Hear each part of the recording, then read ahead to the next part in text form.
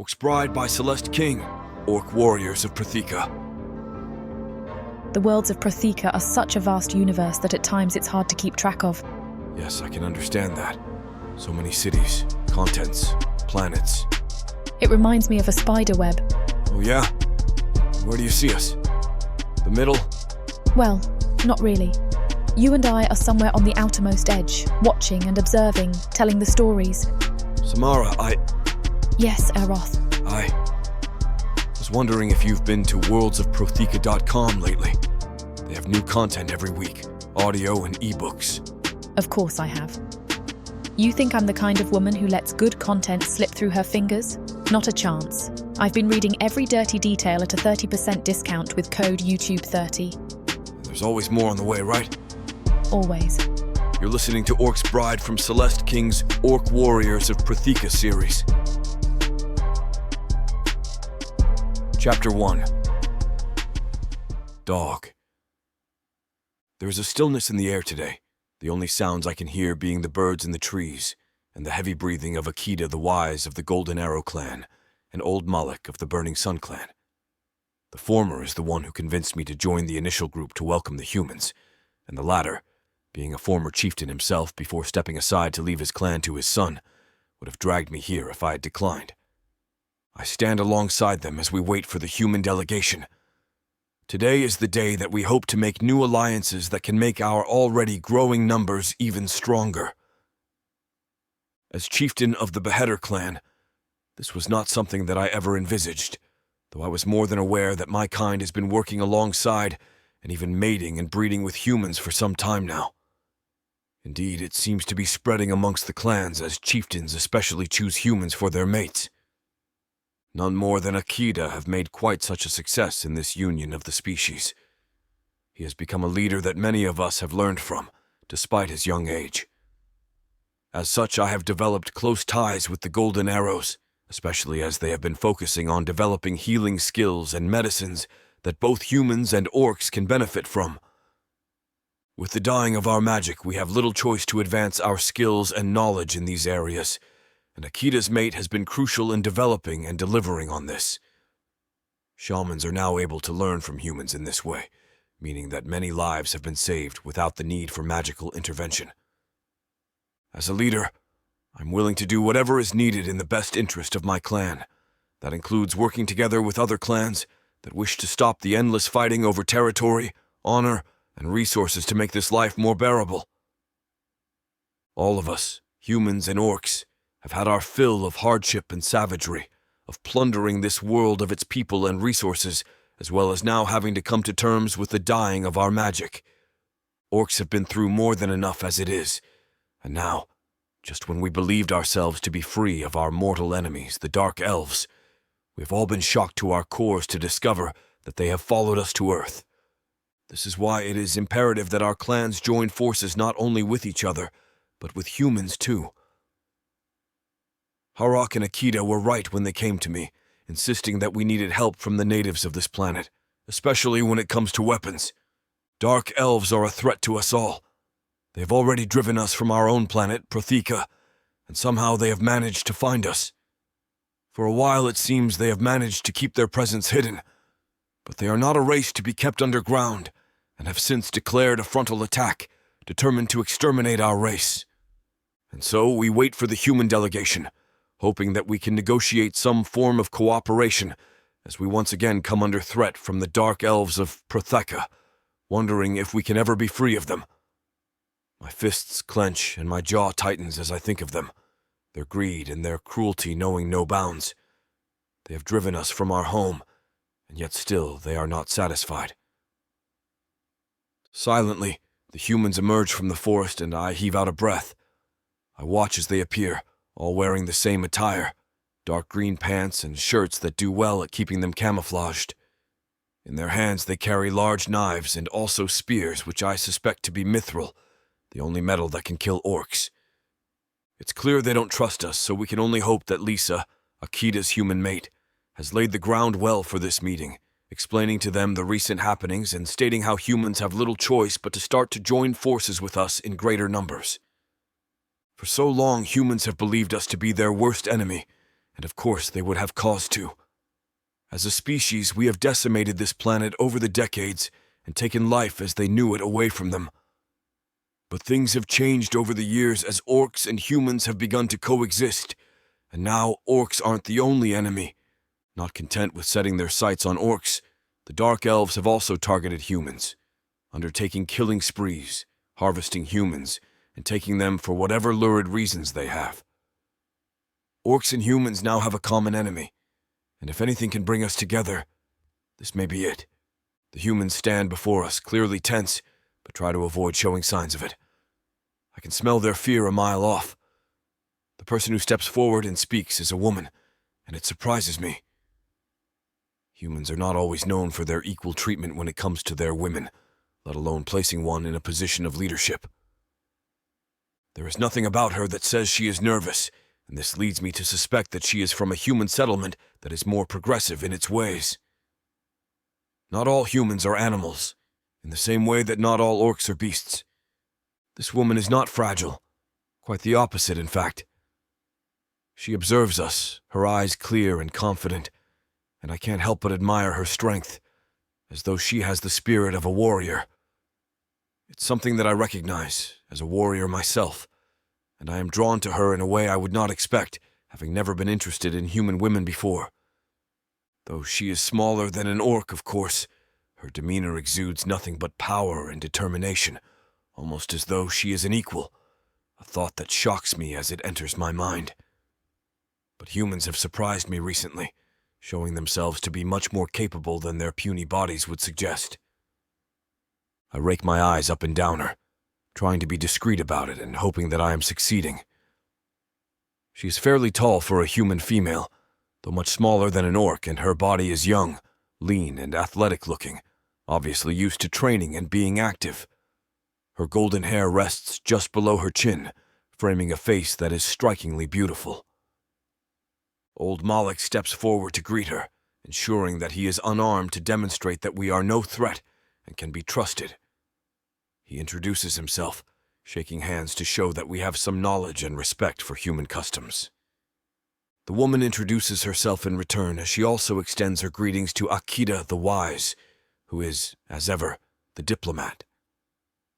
He speaks in a way that seems to put the rest of her people at ease, a gift indeed, and one that we will rely on in the future as we make more alliances. Finally, she holds out her hand to me, and I am obliged to return the gesture, almost gasping when the touch of her skin results in a rush of electricity that shoots up my arm, spreads across my chest, and settles when it reaches my head. What is that? She pulls her hand away and steps back. I am leading this delegation, she says, confidently. And you are most welcome here, replies Malik. He stretches out his hand, gesturing to the buildings in the near distance. Please, we have a space at our base in which we can sit, eat, and discuss some important matters. The woman smiles and nods her head. Thank you. We walk the short distance to the stronghold, and I can't help but look at her, my eyes finding their way back to her each time I try to avert them. Any tension I held in my body has now left, and all I can feel is the remnants of the sparks that coursed through me when she took my hand. Who is she, and what is happening to me? Chapter 2. Wendy. Your base is a credit to you, Chief Akida, I say as we make our way inside the stronghold. This is my first time inside an orc base, and despite what others may think, I feel nothing other than calm and welcome. It is obvious that this is a place of peace, where clan members, orc and human, coexist in a way that serves both of their needs. Thank you, he says. It has always been my aim to ensure that orcs and humans can not only live alongside one another, but also can learn from each other and enjoy sharing our skills, knowledge, and also lives. This is evident from the faces that I see. It's a bustling base, with many people and a large number of buildings that seems to be getting bigger from the partially constructed buildings around the perimeter. There are people working, engaged in conversations, children playing, and most who see us nod their head, smile, or greet us with kind words. I hear that you and your human mate have been blessed with a child, I reply. We have indeed, he says, a look so warm on his face it is hard to ignore. I knew orcs were not all brutes, but this one in particular really is what people say of him. Many congratulations, I offer. Thank you. Meeting and mating with Lisa was one of the greatest triumphs of my life. She has given me much to be thankful for. You must speak with her during your visit. As you may know, she is medically trained and has been instrumental in teaching us medical skills and knowledge. Her program really is something that I hope many clans can benefit from. Of course, I would very much like to meet her. She sounds remarkable. She truly is, says Akida, his love and respect for her evident in his voice and the look on his face. If this is how orcs love their women, then I can see why so many humans are choosing them over human men. Just behind me is one of the other great chieftains, Dog the Ruthless. If his looks are anything to go by, then he must surely live up to his name. He is older than Akida, his skin wearing the marks of many battles, and his hair long and unruly. I can feel his eyes on me, burning my skin as he moves them across my body in looks of hungry admiration. Inside, I am smiling at the way he obviously wishes to know what is under this military uniform, though I do not show him my smile outwardly. At this stage I am still a guest here, and I have a job to do after all, even if I am drawn to this orc. Our eyes meet when we get to the meeting hall, and I gaze blatantly at him, enjoying toying with him. But I'm surprised when my chest pounds and my stomach flutters. He looks rough and wild, exuding a charisma that is almost animal-like, feral. A shiver runs up my spine. He's just my type. He's definitely older than my 22 years, and this in itself is enough to draw me in further. Men my age rarely hold my attention, not having the confidence and experience that builds strength of character. Yet many who are older already have wives or partners. Most relationships I have had have died a slow, painful death because of the actions of my father.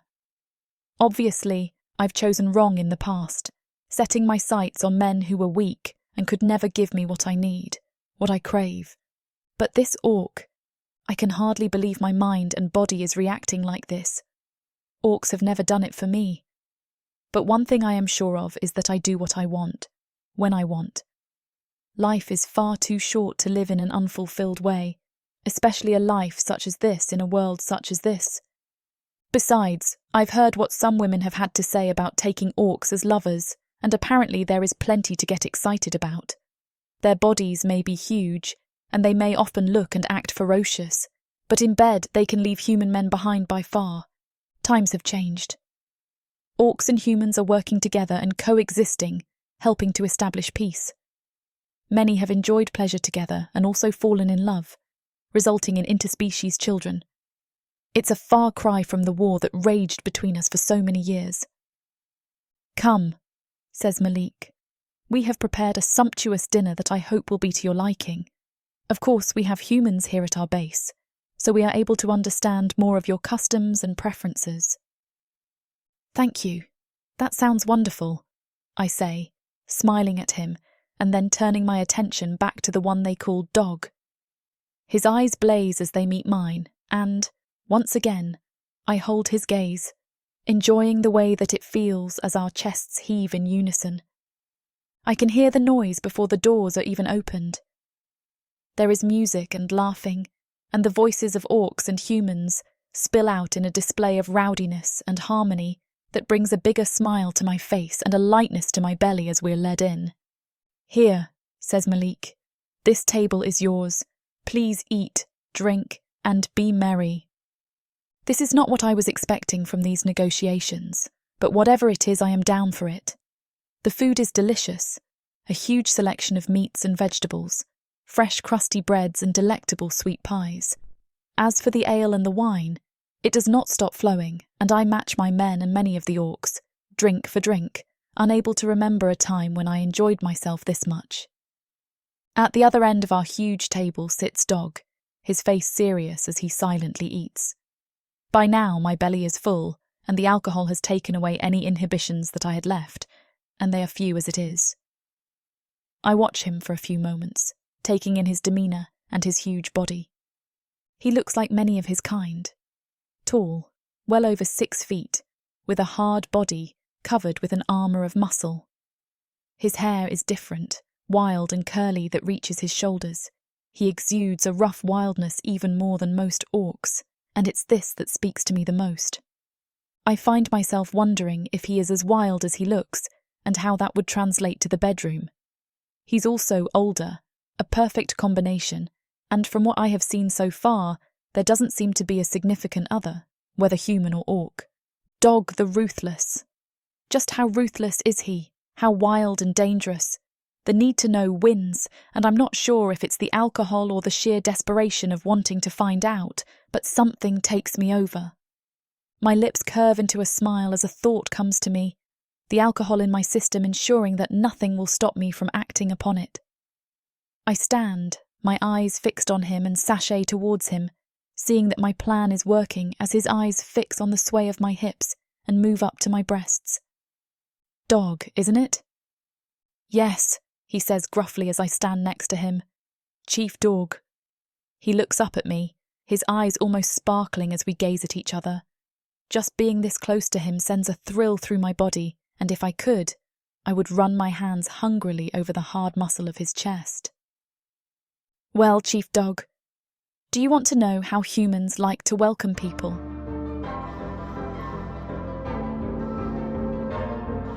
Chapter 3. Dog. I'm not foolish enough to think this woman is being serious. The massive grin stretched across her face gives her away immediately, as does the mischievous glint in her eyes. I know that there is something brewing underneath, but the way she stares at me makes my curiosity bloom. She stands before me, not looking away, and I appreciate her boldness. It's obvious she's challenging me, testing out what kind of orc I am, and I'm not sure what to make of her little game. Her cheeks are flushed, and I know she's drunk a lot as I've been watching her all night. Is that why she came stumbling over here to challenge me? I know she's waiting to see if I'll accept whatever she's concocted in her head, and if her body language is any indication, it won't be a civil and polite exchange. I can't help thinking that she is one hell of a woman, unlike anyone else I've met. That doesn't mean that I'm going to shy away. I never back away from a challenge. I am Dog the Ruthless, a formidable foe, and not an orc that would yield to a small human. Climbing to my feet, I offer her an equally wicked grin. I'd love to. Pulled up to my full height, I tower over the woman, and she has to tip her head back to stare up at me. I like the feeling of superiority as I look down on her, but she isn't going to let it continue. With a swift movement, she leaps onto my abandoned seat so that we are eye level. I'm still waiting for her to show me whatever she walked over here for, so I raise my eyebrows at her, asking her a silent question. I'm shocked when she giggles and she snatches my cup up off the table. Who is this woman who is so bold and brash that she gives me a sly look as she drains my drink? It's not like she needs any more booze, if her tinted skin and soft laugh are any indication. What are you? I start, but she whips around just as I do to grab my face. I don't have enough time to process what's happening before her lips meet mine in a fiery kiss. My eyes are wide, and I gasp involuntarily at the intensity of it. She takes advantage of that as she slides her tongue into my mouth, and I almost jerk away from her right then.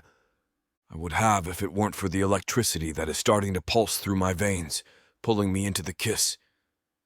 My hands move of their own violation as my eyes start to close and I grab her waist. She takes that as encouragement, her hands sliding back behind my head and locking around my neck. The hall erupts around us with various protests and cheers. There seem to be mixed feelings among the crowd, but I don't care as her tongue battles mine for submission. Around us, the uproar only grows. Something falls to the ground, clattering loudly despite all the yelling. Someone's hand slams into the table, likely in anger at our display. I don't care, though, as I pull her harder against me, needing more. I already feel out of breath, but I don't dare pull back. My fingers tease the edge of her shirt, and the second they hit her bare skin, I swear I've been struck by lightning. The noise around us fades away, and I'm so lost in the kiss that it's the only thing in this world I even recognize. My ears have gone deaf, and my eyes have gone blind.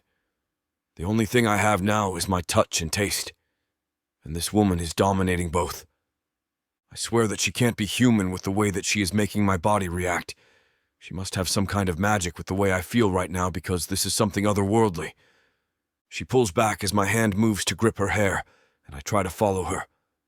She ducks out of my grasp, and I'm forced to open my eyes, confused and a little dizzy as I try to understand what just happened.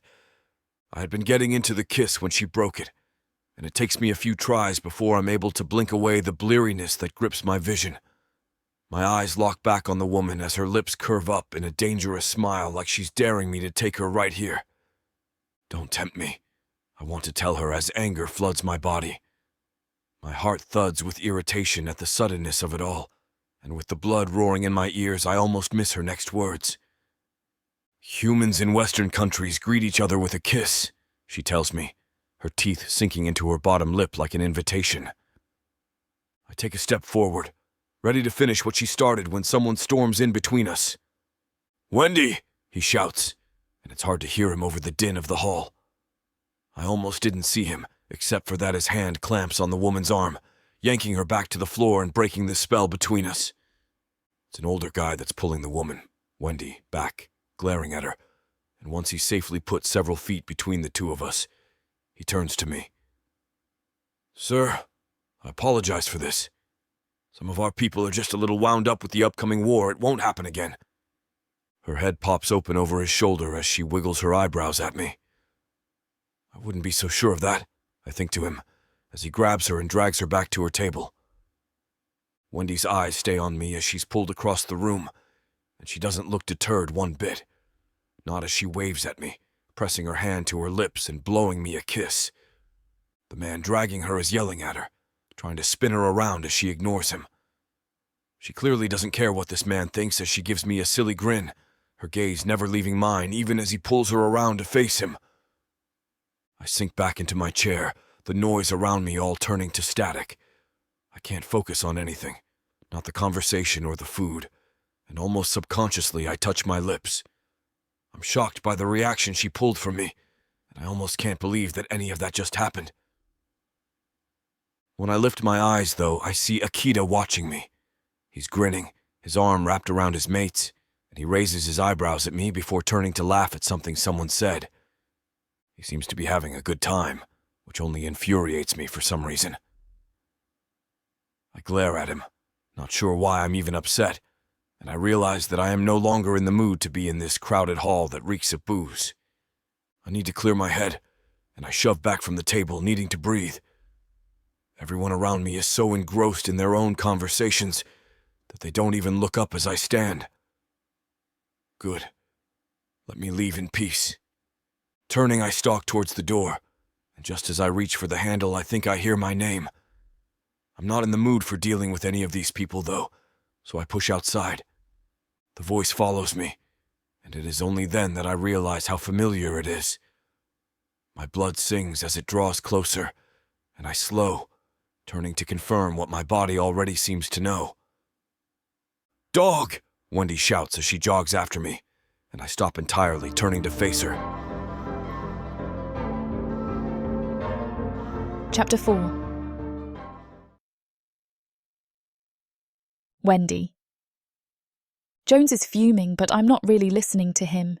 "He's a chieftain," he hisses as I wink at Dog. "Wendy," Jones screeches. "You're not even listening." I shrug. He didn't seem to mind. "You can't assault a chieftain." He groans, dragging a hand down his face. My eyes snap to Jones. He's my executive officer, which means he handles the day-to-day activities, and unfortunately for him, that also means keeping me in check, even when I don't want to be. Like right now.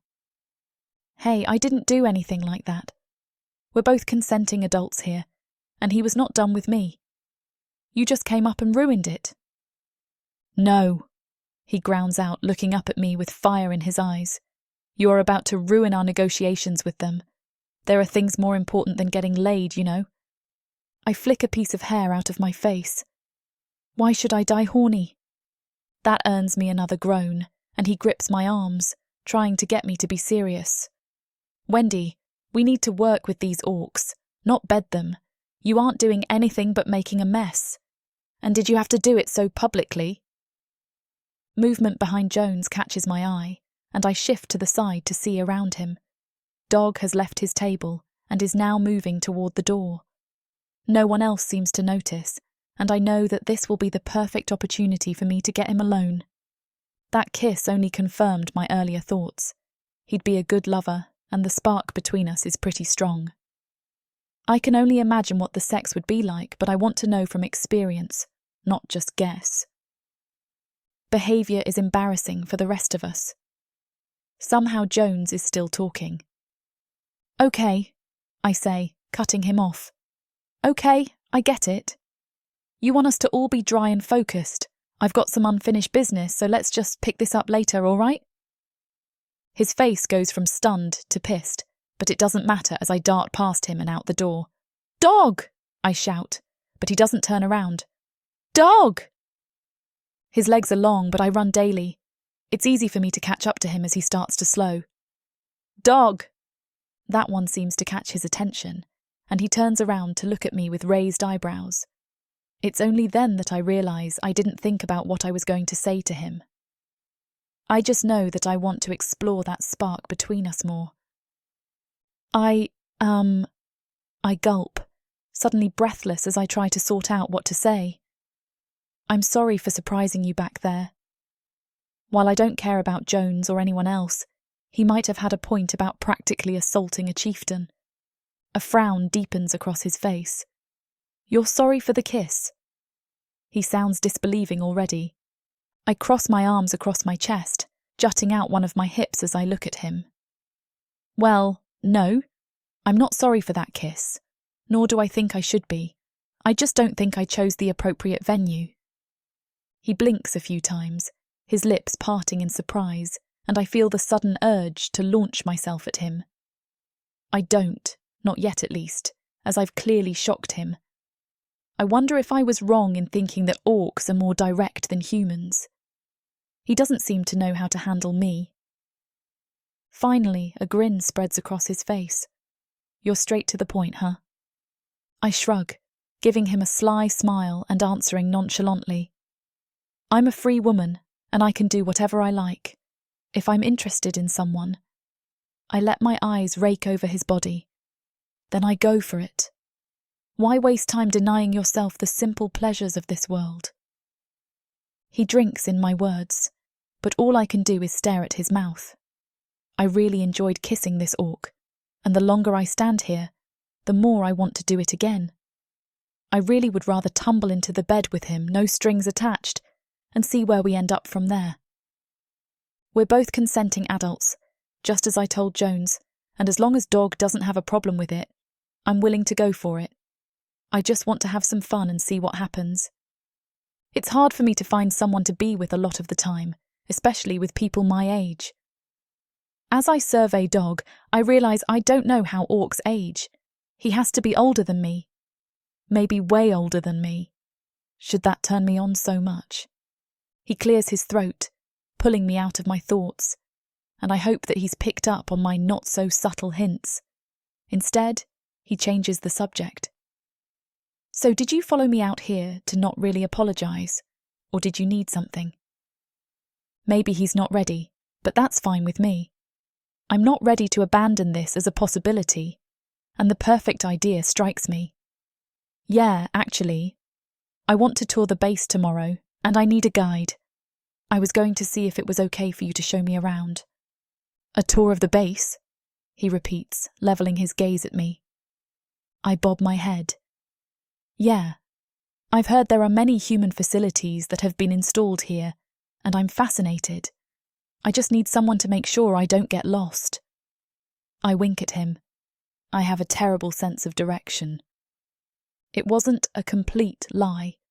It's more like I have a terrible sense of direction when it comes to people, because I am a great tracker, but he doesn't need to know that part. He shakes his head at me, his curls flying wildly. I don't think I'm the right orc for that. I'm not from this base. I don't know it as well as some of the other people. Perhaps Akida will be able to. I'll ask him. No. I didn't mean for it to come out so aggressively, and I can see the corners of his lips start to turn up. I mean, I don't know him. I lick my lips suggestively. Not like I know you. I need to feel comfortable with someone to spend all day with them. He's very easy to get along with. He twists to pat me on the arm, making my blood boil on contact.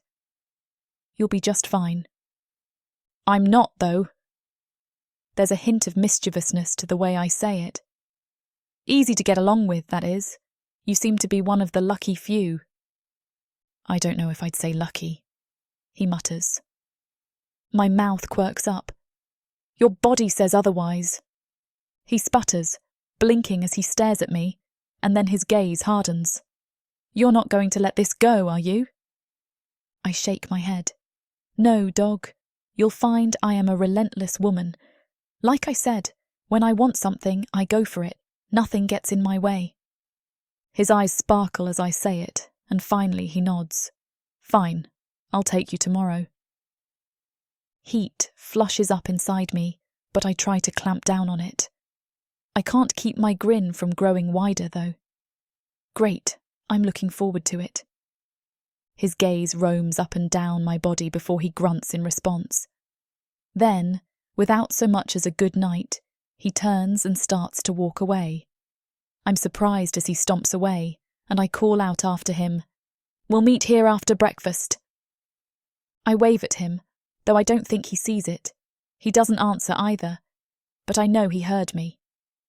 Dog the Ruthless is about to learn the meaning of relentless, because now that I've had a little taste of him, I'm thirstier than ever.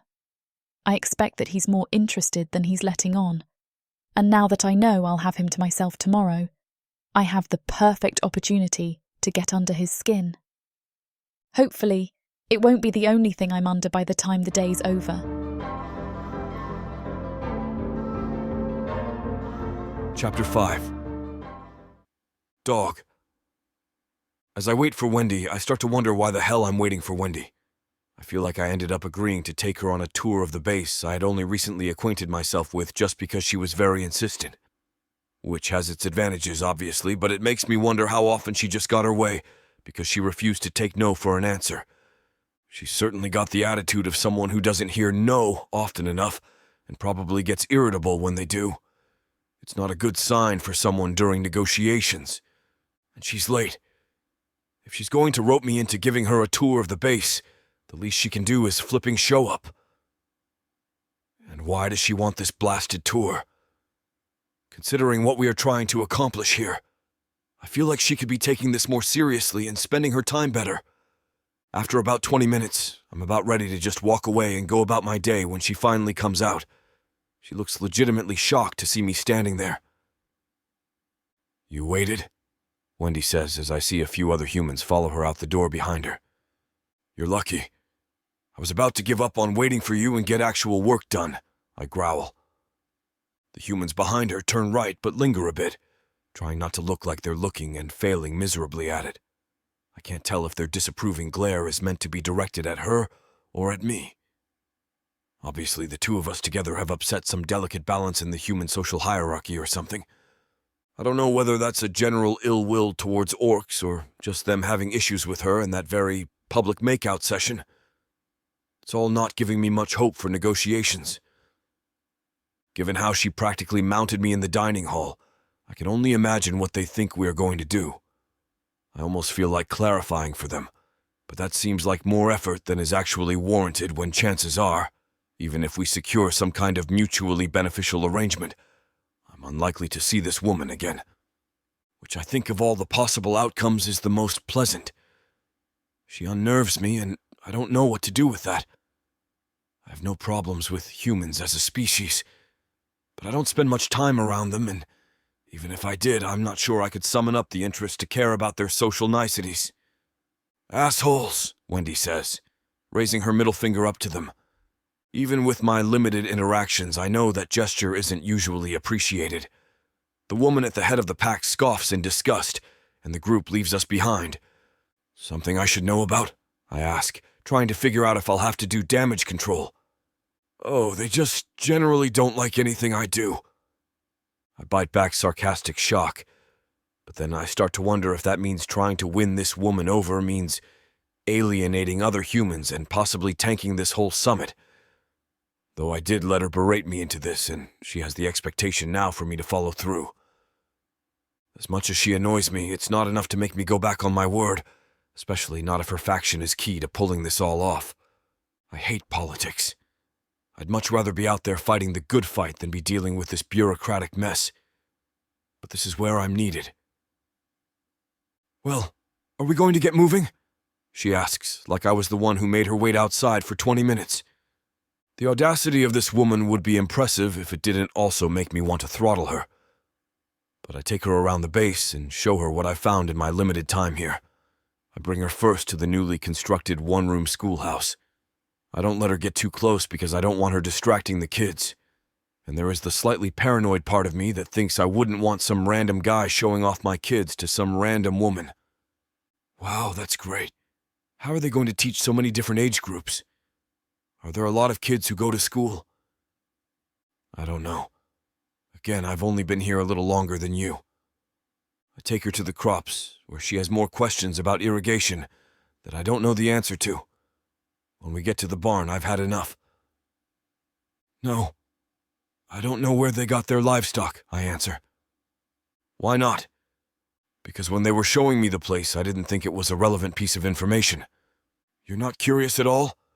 What does it even matter? I snap at her. This is pointless. I don't know if I'm yelling loud enough for others to hear, but I don't care. She's driving me nuts. We have a mutual enemy that wants to wipe us out, and you want to go for a walk? I'm trying to save my people and yours as well. I wish you would take this more seriously instead of messing around flirting with and making out with anyone that catches your eye. Have some self-respect. Why do you think I'm not taking this seriously? She asks. All I can do is blink at her at first. But then I say, we're out here walking around a base I told you I'm not familiar with instead of working on the negotiations. I wanted someone who didn't know the base. I can only stare at her trying to figure out how her mind works, because it seems like we are both speaking the same language, but she's making no sense. She must take my stunned silence as her invitation to explain. Which is a good thing, since I'm 2 seconds from yelling out my frustration again. If you don't know the base, then you're not going to take me on a tour of all the pretty parts while steering me away from something that might reveal a hidden agenda, Wendy says, like I should have followed the circuitous route of her logic from the beginning. I open my mouth to speak, but then it's like my brain decides now is a good time to take a vacation. I just stand there, my mouth open and my head hitched to the side, staring at perhaps the most frustrating and yet fascinating human in existence. But I'll be damned if she didn't make a good point. Which is good because I wasn't sure what I was going to do. I don't like the way she makes me feel. Or more accurately, I like the way she makes me feel too much. Just her hand on mine was enough to set off fireworks in my brain. And I'm not going to just take orcs at their word that they don't want to fight humans. I'd like to be able to trust that, but before we start working this, she takes a step closer to me. Intimately, I need to be sure. You're aggravatingly smart, I say. Aggravating? Very. I let out a deep sigh. Yes, she was trying to get under my skin. But it's partly the fact that she could that concerns me. But it's not an excuse. Listen, I'm sorry. I said things I shouldn't have. It was in the heat of the moment, but that doesn't make it better. I'm not some young blood who can't control their temper. I should have better control over my tongue. If you'll give me the chance, I'll try to do better. Will you accept my apology? No, she says, her face solemn. I feel my temper rising. I thought I made a pretty good apology, and she didn't even take a second to consider it before saying no. Not only is it annoying, but it's not a good sign for the negotiations. If she can't forgive my eruption, Then how are we going to get over years of bloody conflict? Okay, but why not, I ask. Chapter 6. Wendy.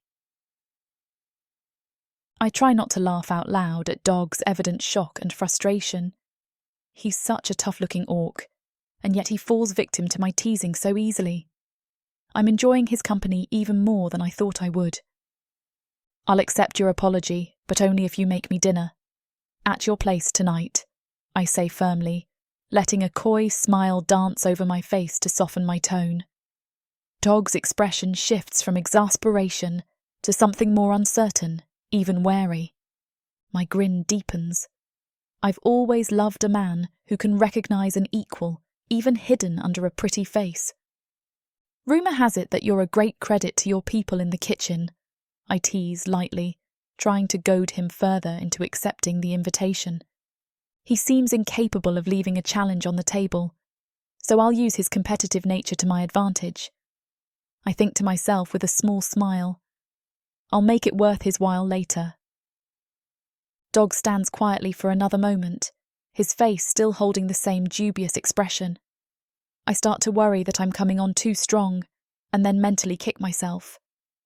For all that has happened to humankind and our planet, we still raise our women to think and behave as if they are not worthy of the space they take up, as if we must apologise for existing and beg for scraps from the table. If a man is assertive, he's a leader. If a woman is assertive, she's a bossy nag. I straighten my spine. I'm every bit the leader any man is. I will not reduce myself to the role of a pretty, fuckable doll who only speaks when spoken to. This world is hard and cruel, but so am I. I won't allow myself to be robbed of pleasure, laughter and companionship just because I was too meek to go after what I want. Besides, after last night, I did a little reconnaissance concerning Dog. He has no mate, and while it seems like he's never shown much interest in human women before, I'm certain that if anyone can change his mind, it's me. I'm not looking to be some race-uniting bride after all. I just want to have a little good old-fashioned fun, no strings attached. Fine. Dog's gruff voice drags me from my thoughts, and I realise we've been standing in silence, staring at each other for a few minutes now. Tonight, 7 p.m. Follow the west road past the barracks and turn left, he says, still eyeing me suspiciously, but with something like a challenge lacing his tone. I grin and give him a playful wink as I turn back towards my own lodgings. Can't wait, I call over my shoulder, trying not to seem too giddy as I rush home. I haven't been this excited about a date since I was a teenager. There's something so pure about this kind of anticipation, something I didn't realise was missing from other relationships until Dog. It makes me feel like a silly school-age girl, but I have to admit it's fun. I clean up as soon as I get home after exploring more of the base, taking my time washing every inch of myself using one of the lightly scented soaps our gracious hosts have provided to us. Our accommodations have been more luxurious than I would have guessed, although luxury might perhaps be too strong of a word. The Orc chieftains arranged temporary cabins to hold the human delegations, one for each single human. They weren't much bigger than one large room, but seeing as most of the humans were spending their time out exploring the base and participating in negotiations, the lack of space wasn't an issue. Even in the short 2 days we've been here, however, I've grown particularly fond of my cabin. The base did their best to make us comfortable, and went so far as to include creature comforts such as an indoor tub in the small bathroom and a fireplace to warm the cabin at night. Malik from Burning Sun even went so far as to leave a bottle of wine in the small kitchen area, citing a human tradition he'd learned of from another orc in his clan, that he called warming house gifts. The small gestures of kindness only further cemented what I'd suspected from the start. This base, and orcs in general, are going to be powerful allies to the human race. Enough politics, I tell myself as I turn to the mirror on the back of the bathroom door. It's almost big enough to see my full body in, and I admire my reflection from different angles, turning this way and that. I'd chosen to ditch my dark green military uniform for the evening and instead picked out something a little more flattering. Fitted black pants sit high on my waist, accentuating the graceful curve into my generous hips and thighs, sitting snugly across my arse. A white tank top offsets the sun I've gotten while exploring the base, and I pretend not to notice that it's ever so slightly sheer as I pull on my boots and jacket. I'm smiling smugly at myself when a knock echoes through the cosy space, dragging me from my self-satisfied daydreams concerning the rest of my evening. Whoever it is, they can fuck off. I have a hot date, I think to myself, as I start dragging a brush through the blonde mess touching the edge of my jaw. A louder, more insistent knock echoes as if in response to my thoughts, and I bite the inside of my cheek to keep from groaning out loud.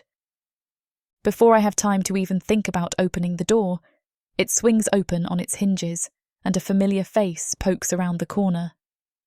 "Fucking hell, Jones, what if I was naked?" I grouse at him from the bathroom sink. "Then we'd both be miserable," he retorts, shutting the door behind him. "You should lock your door. We're not at home." I flash the mithril dagger on my hip at him, partially to ease his concern and partially to get under his skin. Jones rolls his eyes, the frown lines around his mouth deepening as he scowls. Jones has always been like an uncle to me, and while I know he loves me in his own overprotective, hovering way, he's also one of the most annoying people I know. It's not like he thinks I can't take care of myself, mostly because I've proved that's not the case time and again. He just thinks I shouldn't have to. "That shirt, if you can even call it that, is almost entirely transparent," Jones grumbles. Now it's my turn to roll my eyes. "Then don't look so hard," I snap back. He sighs deeply, as if I'm shaving years off of his life by simply existing. "Wendy, these negotiations are critical to the survival of the human race and will pave the way for future generations, and so on and so forth. I know. What does that have to do with my choice of tops?" I say sarcastically. Jones's chest puffs up at my interruption, clearly perturbed by my behaviour. "You are a part of this delegation whether you choose to act like it or not," he snaps back, shaking his head. "I'm not blind, Wendy. I know you've taken an interest in this dog fellow. Your priority must be our mission, not your personal, whatever you want to call it." "My sex life?" I ask, knowing the mere use of the word sex will make Jones wildly uncomfortable. My words find their mark, and he shifts on his feet awkwardly where he stands in the kitchen while I snatch the bottle of wine off the counter next to him. Jones registers the action and the direction I'm turning in a split second too late. "Wendy!" he calls in an aggravated tone, but I'm already out of the door. "I'm just having some fun, Gramps. You should try it," I call back as I break into a jog on the West Road, a victorious smirk on my face as I run towards the setting sun.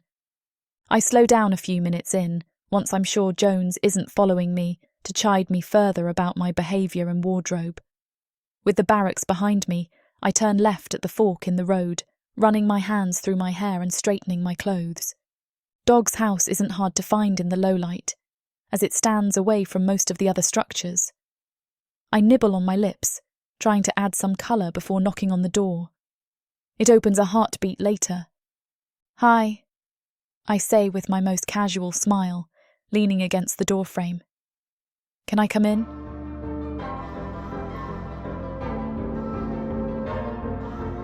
Chapter 7. Dog. Seeing that flippant smile immediately upon opening my door almost made me shut it in her face. Almost. I grunt in lieu of a response when Wendy asks to come in, and leave the door open as I walk back into my lodgings. Why did I acquiesce to this silly request? I lament mentally. It's not as if I need this woman's forgiveness, or have absolutely anything to prove, so why would I go through all of this trouble? Wendy shuts the door behind her and heads immediately for the couch backed against the wall of the living area, plunking herself down with a contented sigh as if I was the one in her house. "Make yourself comfortable," I say sarcastically, crossing my arms over my chest as I look down at her lounging. She grins up at me through thick lashes and wiggles the bottle in her hand at me playfully. "If you insist," she retorts in a spirited voice. "Grab a couple glasses too. What kind of guest would I be if I didn't come with a gift?"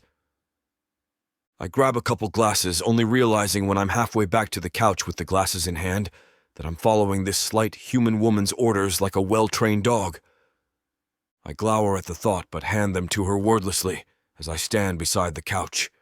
Wendy puts the bottle and glasses on the end table next to her before tucking her legs underneath her and patting the spot to her left.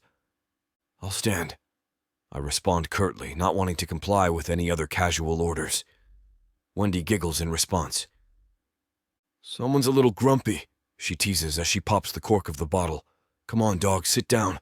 I promise to act like a lady." As if to prove the seriousness of her promise, she makes a crisscross motion over left shoulder. I have no idea what this means, but I assume it's some human custom. I don't want to run the risk of offending any of our delegates, so I sit down begrudgingly beside her, careful to keep some distance between the two of us. Wendy flashes me a grin that could rival the sun in its brightness. Truthfully, she's rather pretty, for a human. I've never been attracted to human women before, as their weak bodies and timid demeanors give me no assurance of their genetic merit. Wendy, however, is different. Yes, she may be of a weaker species, but she more than makes up for her feeble physical disposition with confidence and intelligence. Not that her physique is unappealing, however. I realize I've been staring at her a moment after she does. The relaxed, inviting grin and coy look dancing in her eyes makes me clench my fists at my sides. This is an incredibly dangerous game. "Have you ever tried human wine?" Wendy asks, her tone light as she offers me a glass of deep red liquid from the bottle she brought with her. I shake my head, accepting the glass and sniffing it. "Think of it like orc mead, but rather than honey and spices, it's made of grapes and sometimes other fruit," she says, smiling at me over the rim of her glass. I doubt anything could be quite as good as orc mead, but I take a sip nonetheless. I'm glad I didn't voice my hesitations out loud after letting the liquid dance over my tongue. Wine is quite good. There's an earthy quality to the beverage that sweeter mead doesn't have. In many ways, the drink feels aptly placed in Wendy's hand, something with the faintest hint of sweetness hidden under all sorts of other layers. Wendy hums as she sets her glass down, her already pink lips stained an even deeper shade of red from the liquid. Much like orc mead, the wine spreads a lazy, content heat through my chest while I look at Wendy, who's looking about my lodgings with obvious curiosity. "This isn't my house," I say, unsure of why I feel the need to share this information. The type of sway this woman has over me is unnerving. I'm bigger and stronger, and we are alone in my residence. So why am I the one who feels intimidated? Wendy arcs an eyebrow in response to my sudden statement, an amused smile on her lips. "Then whose house are we in?" she asks playfully. "What I mean to say," I correct myself, doing my best to keep a detached, matter-of-fact tone, "is that this is not my permanent residence. It is only mine while negotiations continue on this base. I prefer more traditional orc arrangements anyhow." Wendy's eyes sparkle as she leans towards me excitedly, asking animatedly as she picks up her wine glass again. "What are traditional orc arrangements like?"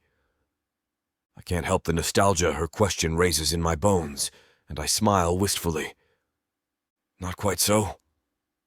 Enclosed. Personally, I prefer several exits for tactical reasons and large windows for less tactical reasons. The land a clan stands on is its lifeblood, so we do our best to stay connected to it as much as possible. At least this is true for the Beheader clan. Other clans, such as Golden Arrow, place more emphasis on the size of their homes rather than the land it is on. Their way is not a bad way, simply not mine," I finish. It must be the most I've said to Wendy at one time, and I'm as surprised as she looks. Evidently, wine makes me talkative. Wendy seems to want me to continue, as she says nothing while looking at me with the same rapt attention she had when I was speaking. When I say nothing else, helping myself to more wine instead, she gives me a small smile. I'd very much like to see more traditional beheader lodgings then, she says, her normally firm tone taking on a more dreamy quality. I can understand why you miss it. Her softness surprises me as much as my explanations seem to have surprised her. But before I have an opportunity to fully register this more gentle side of her, Wendy's on her feet. So, what's for dinner? She asks, her eyes roving over me in a way that sends a flare of pure, male satisfaction ricocheting down my spine, shattering the tenderness of the previous moment. I'd all but forgotten about the food I'd prepared. This woman makes my head spin. I lead Wendy to the table where I'd laid food out for us before she arrived. True to my word, I prepared some traditional orc fares, mainly consisting of roasted meats with spices from the homeland. I point them out amongst the table and explain the difficulty in finding true orc cuisine as we sit at the table with our glasses. Some orc herbs simply don't grow on your planet, I tell her as she helps herself to the first platter of meat. And it's becoming more and more difficult to get them from Protheka, given... I'm interrupted by a groan so loud I almost think Wendy will be ill, until I look at her face. Her cheeks are flushed, and her eyes are rolled back into her head in a way that sets my blood pumping inappropriately. Holy mother, dog! This is delicious! She cries from her chair, leaning forward to stab another piece of meat as if it were going to flee from her. The orcs who said you could cook weren't messing around! I can't help the howl of laughter that escapes me at the sight of the beautiful, foul-mouthed woman next to me having such an intense reaction, all because of food. Wendy looks surprised at my reaction, and then begins giggling herself. Soon the two of us are nearly hysterical over the table, all food and manners forgotten. It's been ages since I've laughed like this, and never with a woman, much less a human woman. Slowly we both seem to remember ourselves and wipe tears from our eyes as we regain our composure. Yes, wine is certainly quite good. So, Wendy starts, still catching her breath as I shovel food into my mouth to try and recover from what was a very out-of-character outburst. You obviously have good taste when it comes to food. I grin over my plate, taking yet another bite as I wait for her to continue. What about your taste in women? Chapter 8. Wendy. Dog just stares at me for a moment. He's done that a few times already, like he's trying to process what's going on. Have I really thrown him off that much? That could be exciting. My taste in women? He asks like I wasn't clear. Yeah. Well, I plan to eventually settle down with some orc woman, but not necessarily any time soon, he says, the emphasis he puts on orc more than enough to signal his intention to avoid human women. It stings a little that he thought he needed to be that blunt, yet passive about it. And I was so looking forward to trying an orc. But then I realise he said settle down. Not date. Not fuck. Settle down. There are a lot of things someone can do before settling down with a partner. And the good thing is, I'm not interested in becoming bonded to him forever through the ritual of marriage, or however orcs handle it. I just want to have a little fun, maybe get my brains fucked out by a well-hung orc, and then go about my life. I'm not looking to make future plans like marriage or kids. Chances are, with the Dark Elves hunting down humans, I might not see 30, so why be concerned about something so long-term? I laugh and set my hand on his rock-hard bicep. Jesus, this guy is ripped. I give a little squeeze and then say, I'm sure a handsome orc like you has plenty of options. Do you have anyone in mind for that eventually? No, not yet. Just fighting the good fight until then? I ask. Yeah, it's what I do. Is that where you got all your scars? Most, he says. Then he points to a scar above his left eyebrow. That one doesn't have some interesting battle wound story. I was just a kid and fell, but other than that, it's all battle wounds. I resisted the urge to ask him to show me more. While counting the scars can be fun, reminding him that for years humans and orcs were locked in bloody conflict isn't the best way to get him in bed. I'm sure he lost people in those fights, and while grief sex is a thing, it's not my favourite. Hate sex can also be hot, but that's a gamble.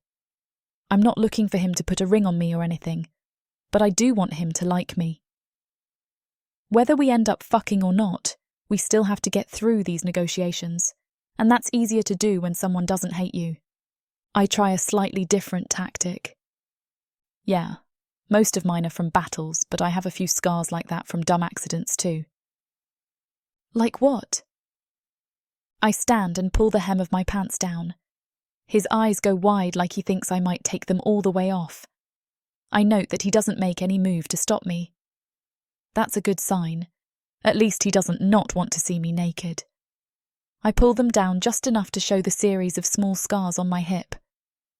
Fell into a rose bush when I was 7, clumsy post-growth spurt stuff.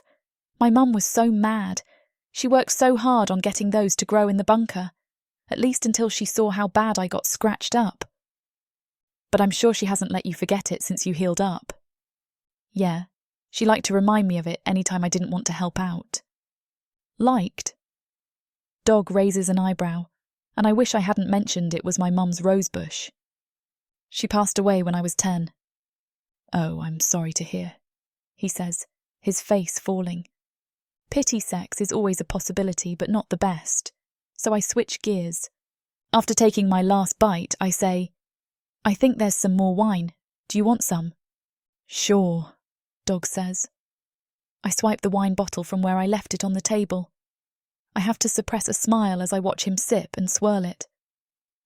Not much of a wine drinker? I ask. Not usually. Would it be okay if we moved back to the living room? Sit someplace more comfortable?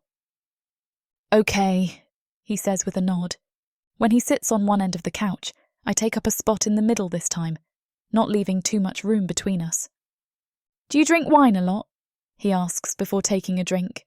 I prefer the hard stuff, actually, but I didn't want to get you too drunk. I don't want to take advantage of you. Dog chokes slightly on his wine, but recovers. Once I plant the idea in his head, though, I can see him shift, trying his best to adjust himself without me noticing the stiffening bulge in his pants. I appreciate your preserving my virtue, he says. Oh, I'm sure you're not too virtuous, right? I lean in as I run my fingertips on my neckline. He swallows, and I can see his eyes following my hand as he leans back, not daring to get too close to me, while simultaneously not being able to take his eyes off me. He laughs nervously and says, No, not too virtuous. He shifts again, and I can see the outline of his cock now, and his eyes are locked onto my breasts at the moment. Flirting with him is easy, and it's cute how easily flustered he gets, especially when I can see the gears turning in his head every time I give him the opportunity for double entendre. He's restraining himself, but his body language and wandering eyes tell me everything he's left unsaid. He sets down his half-empty glass of wine and says, Gee, I think I remember why I don't drink often. He manages to move his eyes above my neck for the first time in 10 minutes. I'm starting to get a headache. I stand up, and he looks shocked, like he wasn't expecting it to be that easy to get rid of me. He's about to find out it isn't. I walk around to the back of the couch and then lean over the sofa back to whisper in his ear. I can make it feel better. He shivers slightly. When I rest my hands on his shoulders, he stiffens, and I think he's going to push me away or tell me to leave. But he says nothing. I run my hands up his neck, and he relaxes slightly. I smile, knowing I've all but won. I take it slow, starting with his forehead and working my way to the back of his head and down his neck. He's so much hard muscle I don't know if I'd be able to tell what was baseline and what was tension. There must be some tension, though, because when I hit a certain spot on his neck, he moans in a way that sounds deliberately sexual. The way he tenses again tells me he didn't mean to, which makes me smile more because I'm getting him to relax in more ways than one. I keep working the spot for a bit, and then feel the muscle relax. It goes from rock hard to something like the thick rubber of a truck tire, not pliant by any means, but there's at least some give. The more I work, the less he seems to care about the noises he makes. The thought of what other sounds I can draw from his lips makes me yearn for more. I'm running out of patience. So I slip my hands forward, working the muscles as I go until my fingertips brush his shirt collar. He makes no move to stop me, so I assume we're good to go. But when I slip my fingers under the shirt and start rubbing his collarbone, he grabs my hands. He tilts his head back. I think his intention was to look me in the eye, but it mostly treats him to the undersides of my clothed breasts. After hesitating a moment, I shift my stance to make eye contact a little easier.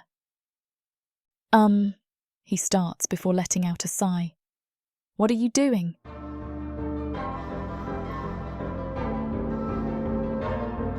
Chapter 9. Dog. What are you doing? I ask, already knowing the answer. I'd have to be a fool not to understand her intentions. She's doing her best to tempt me, and I'm not shy about desire, but it's always been with orc women. I told myself over and over that I wouldn't have a relationship with humans. The thought of sex with a human had no appeal, at least until now. It made my personal rule of only having sex with orcs easy to follow. It isn't easy anymore, and I struggle to justify it at the moment. Was it a sense of orc purity that spawned it? The idea that racial mixing was wrong somehow? The thought seems a little outdated, and is reminiscent of some of the less-than-ideal times in the Earth's history that I've read up on. Or did I just think that was what was expected? It doesn't really matter. The justifications can't compete with desire.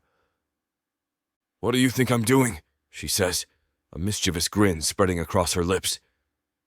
"Are you really sure you want to play this game with me, Wendy?" I ask. "I'm not playing games, dog. I'm getting what I want." Then she bends down, and her lips meet mine. The last of my resistance to the idea of sex with a human goes up in the flames of my desire for her. I thought the feeling of her hands on me was intense, but it didn't prepare me for the feeling of her lips on mine. I pull reluctantly away, but only long enough to turn around and kneel on the couch so I can face her. I need to feel her under my hands. Almost immediately, she grabs the bottom of my shirt and lifts it up. I help it over my head, and she tosses it to the floor. I repeat the maneuver on her, pulling her shirt off and revealing a black lace bra that is much more for show than support. The remainder of this chapter is to passion it for YouTube. It's the ending you've been waiting for, and you don't want to miss it. So to get full access to this steamy scene, grab the unabridged audiobook from worldsofprotheka.com. Better yet, use the discount code YouTube30 to get 30% off of all digital products when you check out. And if that isn't good enough, rest assured that this discount code can be combined with any discount already offered on audiobook and ebook bundles. Now, where were we? There isn't much left of the world after the orcs came. Savage. Brutal. Merciless. If you're a woman, you're property. Even to other humans. What happens when an orc stakes his claim on a human woman? Who would dare to stop him? Me.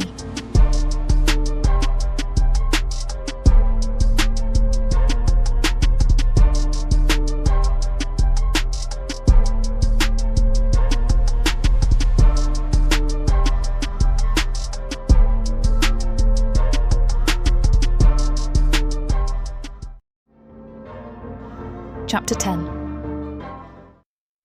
Wendy. I hum to myself as I eat lunch.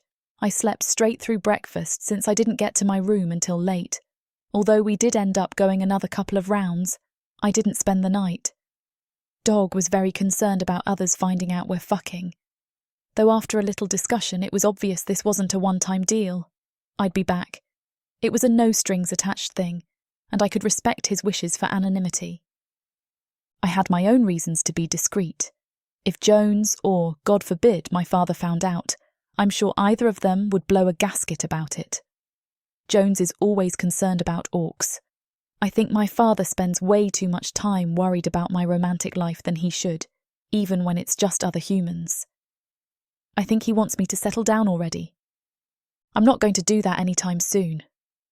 Why should I, when if the Dark Elves don't get me, My lights could go out at any moment like they did with my mother. It was sudden and surprising. Brain aneurysm. Nothing anyone could have done. It felt so random and pointless. Pushing those thoughts away, I watch out the window as some of the other chiefs arrive. I finish my lunch and go to get ready for this afternoon. I have to meet with the chieftains for negotiations. Even the Great War God clan sent their chieftain. Almost every clan that didn't send their chief sent a representative. While it might seem great, it makes me tense.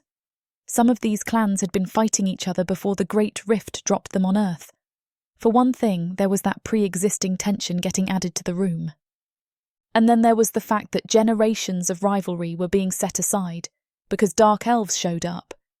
You don't just give up on generations of fighting at the drop of a hat, so obviously the Dark Elves are bad news. It wasn't like I was unaware of that, but seeing the warring clans set aside their differences was less heartwarming and more panic-inducing to realise just how awful the Dark Elves were. I wrap up my lunch and then head to the council chamber. It's full of orcs and humans. The air buzzes with long-held animosities as the meeting is called to order. "We have a common enemy," Akida says. "The Dark Elves, after generations, have come to Earth trying to wipe us out here as well as back on Protheka. I'm sure there are many in the room who would see no problem with that." That causes a few raised eyebrows and some scattered, nervous laughter. But the Dark Elves are also after humans as well. We are both targets, so we need to set aside our conflict to deal with a much more dangerous adversary. "Then we can go back to killing each other," shouts a voice from across the chamber on the side where the humans sit. I can't tell who it was, but if it is meant in jest, the joke doesn't land. The room erupts, but eventually things settle back to the baseline level of sitting in the middle of a powder keg ready to blow.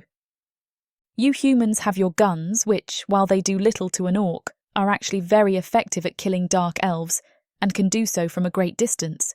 It's my understanding that some of them might even be able to take down a Dark Elf from outside the range of their magic. Leonard Sorensen stands. He is old and frail-looking, but has come to be somewhat of a leader among some of the humans. Apparently, he's a brilliant strategist. The proposal on the table is that we enter a ceasefire agreement and supplies in exchange for guns and ammunition. This includes an agreement to help us defend any supplies lines and manufacturing facilities we'd be using to get this all to the orcs. A human stands up. He's older, tall, powerfully built, and battle-scarred. Were he not standing among orcs, he would have perhaps been the most intimidating man in the room. I'd seen him around and found out his name was Travis Decker, the leader of a bunker to the south. Honestly, if I hadn't found Dog, I'd be trying to bed him. He's very much my type. "Like the orcs will honour a ceasefire," he says in an accent that sounds almost deep south. "And it seems like they need us a lot more than we need them. We can't just go giving them guns that they can just as easily shoot us with as they can the Dark Elves." An orc representative, wearing a leather eye patch, slams his fist on the table, cracking it in two. "We aren't the ones who lack honour, Decker, and we don't need your guns to kill humans. We've managed to kick your ass fine without them before." "Shut up, Kagan. You're not helping," one of the other orcs says. The table smasher, Kagan, turns and shouts, "You're just wanting to quit fighting because you're a coward." "That's enough," Akida bellows. Kagan goes silent but stays on his feet, eyeing Decker. There's history there. I stand and say, "I don't think the orcs would even be able to use most of our guns." "Are you insulting our intelligence?" Kagan asks. "No. What I mean is, you all are bigger. To even make guns for you to use properly, we'd have to re-engineer everything, which would just take longer, and I don't think the Dark Elves are going to wait that long. Why don't we actually work together? Humans shoot down Dark Elves, and the orcs provide information and protection to get us in place to do that." Some orcs nod, but many glare at me, including Kagan. Then he says, "I go to battle against humans, not with them. You're weak and have too many requests as it is. I'm not going to be carrying your pathetic asses into battle and put my people at risk to protect you worthless. Kagan! Decker yells, pulling his attention. I wouldn't trust you enough to stand beside me in battle anyway. And any human who would is an idiot. You, orc savages, are too bloodthirsty. I'll show you bloodthirsty, Kagan roars as he takes a swing at Decker. Decker backs away and pulls a sword from under his long coat. Come on, you son of a bitch. Let's see if I can take your other eye. Ah, history. Kagan takes another swing at Decker, who slashes the orc's arm, drawing blood. Everything sort of goes to hell after that. Some are shouting. Some people are locked in combat. The chance for peace among the two peoples looks like a distant dream. Hell, even some orcs are taking swings at each other. Kagan has Decker on the ground, raising his fist, ready to end him. Then two tangling orcs go flying with a kick and a punch as Dog bursts through their melee to grab Kagan and pull him off Decker. In a voice loud enough to cut through the fighting, Dog yells, "We don't have time for your petty squabbles." Kagan looks like he's going to start fighting Dog when Aquida and another orc grab him from behind. "Stop this!" the chieftain of the Golden Arrow clan yells. Two humans get Decker to his feet, but he breaks free and tries to rush Kagan again. Dog's hands fly out, and one grabs the arm holding the sword, and the other grabs Decker by the throat. For a second, I think Dog might break his neck. Instead, he just tosses him to the ground to get picked up again by his human companions. Dog stands there, between the two factions, humans and orcs, with his arms spread wide like he's trying to form a wall by himself. "What are you doing?" he yells. "The Dark Elves will kill us all if we can't work together." Chapter 11. Dog. The human Sorensen, I've been told, steps forward, and in a voice much louder than his frail body looks like it should be able to produce, shouts, "Chieftain Akita, perhaps it's best if we adjourn for today." Someone else must have collected Kagan because when I turn to Akita, the one-eyed orc is gone. "It seems we both have members of our factions who need to be brought in line," Akita says. "Perhaps some separate talks first are in order." "Very well." Sorensen nods. Once I know no one is going to be dumb enough to take a run at each other, I step away and go out into the hall. My blood is near boiling. Kagan and Decker nearly ruined everything, and I was ready to kill them both for it. Not a great tactic to ensure peace. I watch as others file out of the exits. There's a lot of shouting and talking.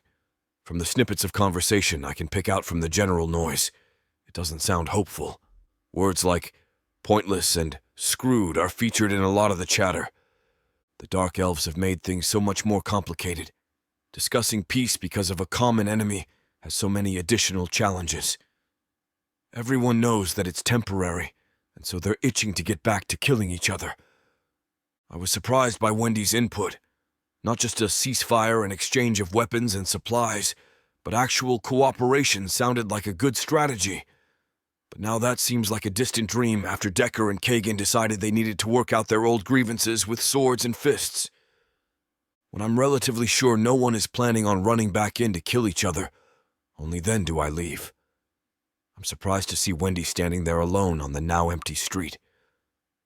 I look into her eyes and I'm struck again by how much of an effect she has on me. The memories of last night are still very fresh in my mind.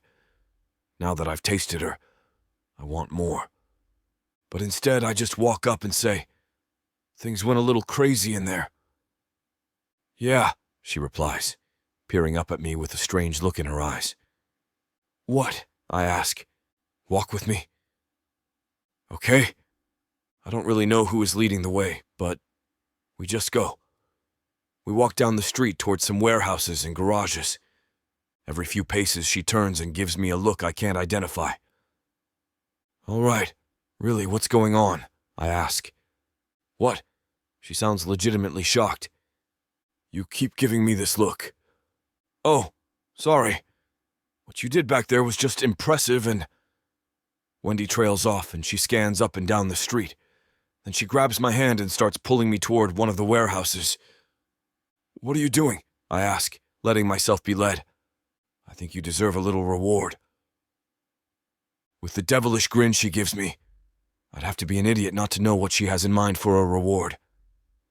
Here? Really? Yes, I've been very turned on. Haven't you ever done it in a risky place before? I search my memory, and while not everything has always been in the bedroom, public and risky doesn't really describe any of the places I have had sex. No. Well then, she says, pushing me back against the shelf. We're going to have to change that now, aren't we? I know you're dying to see how it ends, but the ending of this chapter is too hot for YouTube. Slide over to worldsofprotheka.com with discount code YouTube30 for 30% off the unabridged audiobook. You won't be disappointed. Thanks for reading Orc's Pleasure.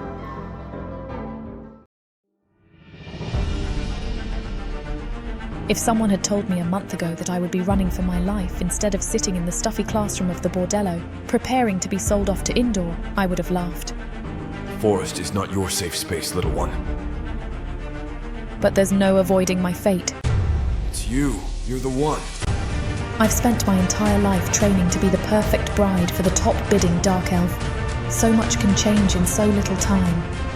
You understand why you're being punished, right, child? Your blood. It sings to me. Please, let me out of here. You need to learn your place. But what are you? Where are you taking me? Run! I'm a bringer of death. No, you're not dying. I won't let you. You won't be able to get out. Let me go, please. Sadie, I will make you mine.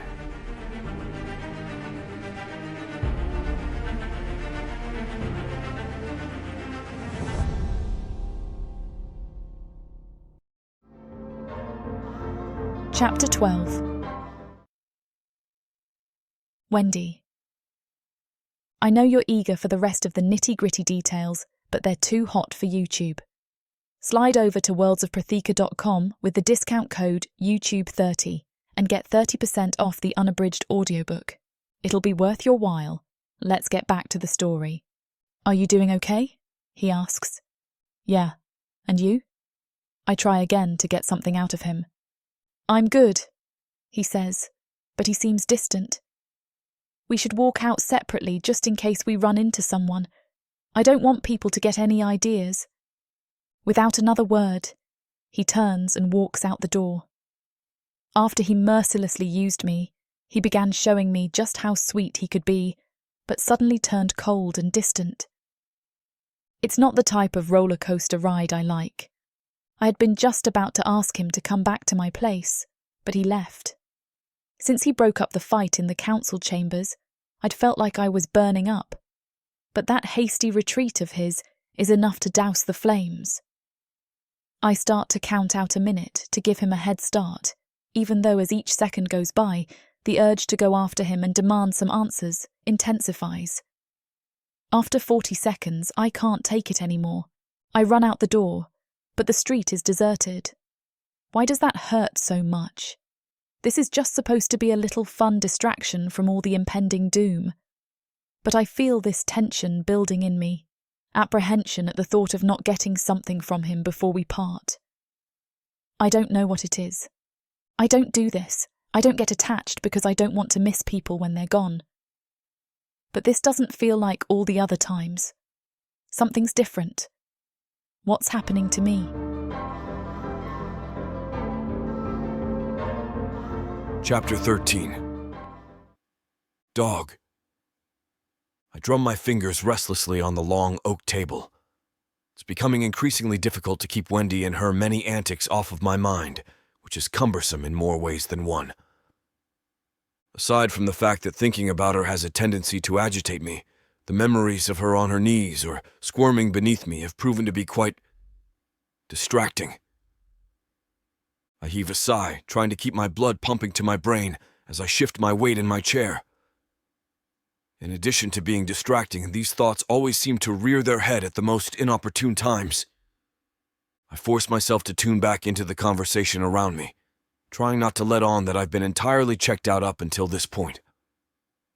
After the madness in the meeting hall yesterday, the Council of Chiefs have called for separate meetings of humans and orcs before we move into group negotiations once again.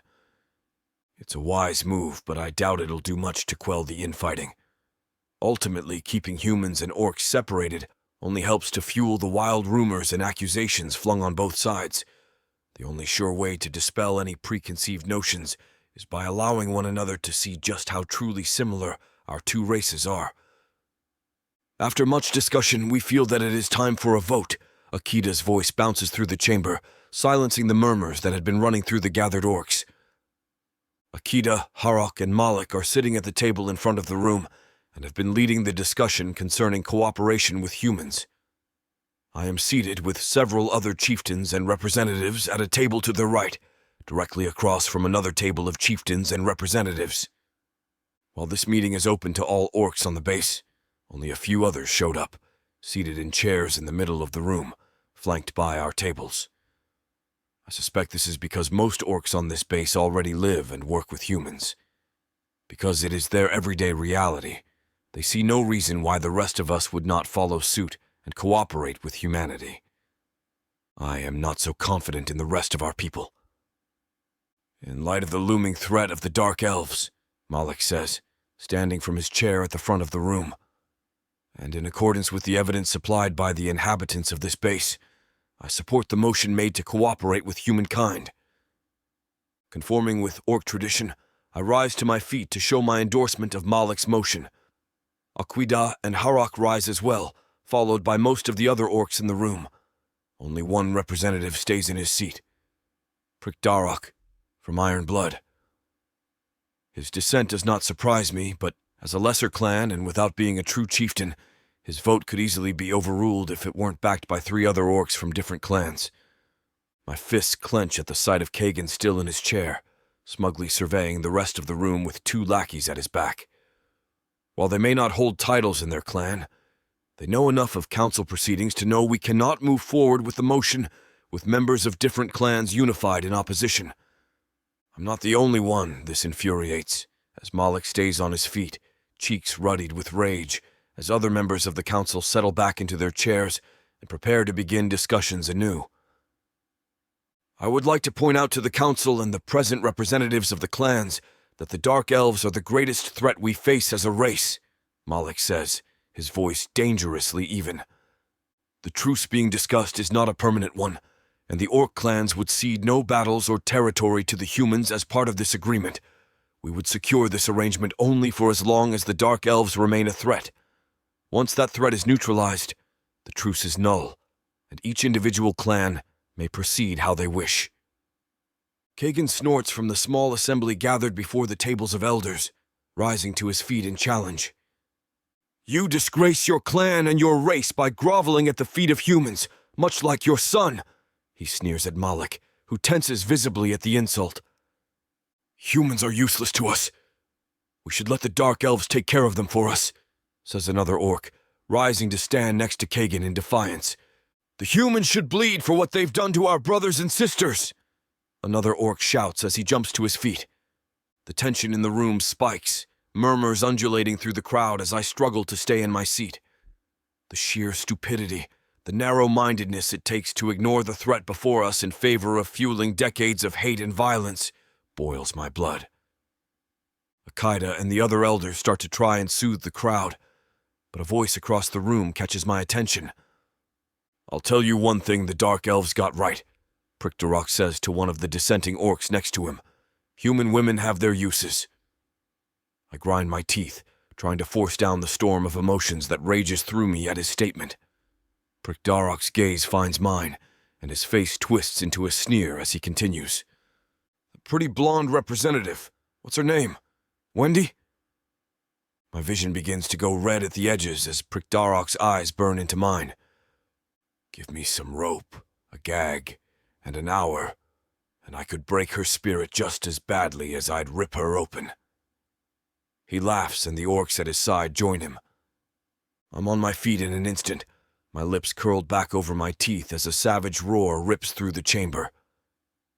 I kick the table I'd been sitting behind towards Prikdarok's chair across from me, pinning one of the unfortunate orcs between the heavy oak of my table and Prikdarok's. The orc yelps, wriggling free with a cry and ducking to crawl out of my path as I storm towards Protheka. The room has descended into chaos, some orcs fleeing the chamber entirely, while others shout in mayhem, trying to discern what's going on. From the corner of my eye, I can see Akita and Malik on their feet, running towards me. None of them matter. I'm going to kill Protheka. Protheka and Kagan are backed against the wall, their path to the door blocked by the table they'd been seated behind, and the rush of other frenzied bodies trying to shove their way from the room. I heave the table I kicked at Protheka over my head, bellowing as my muscles scream under its weight.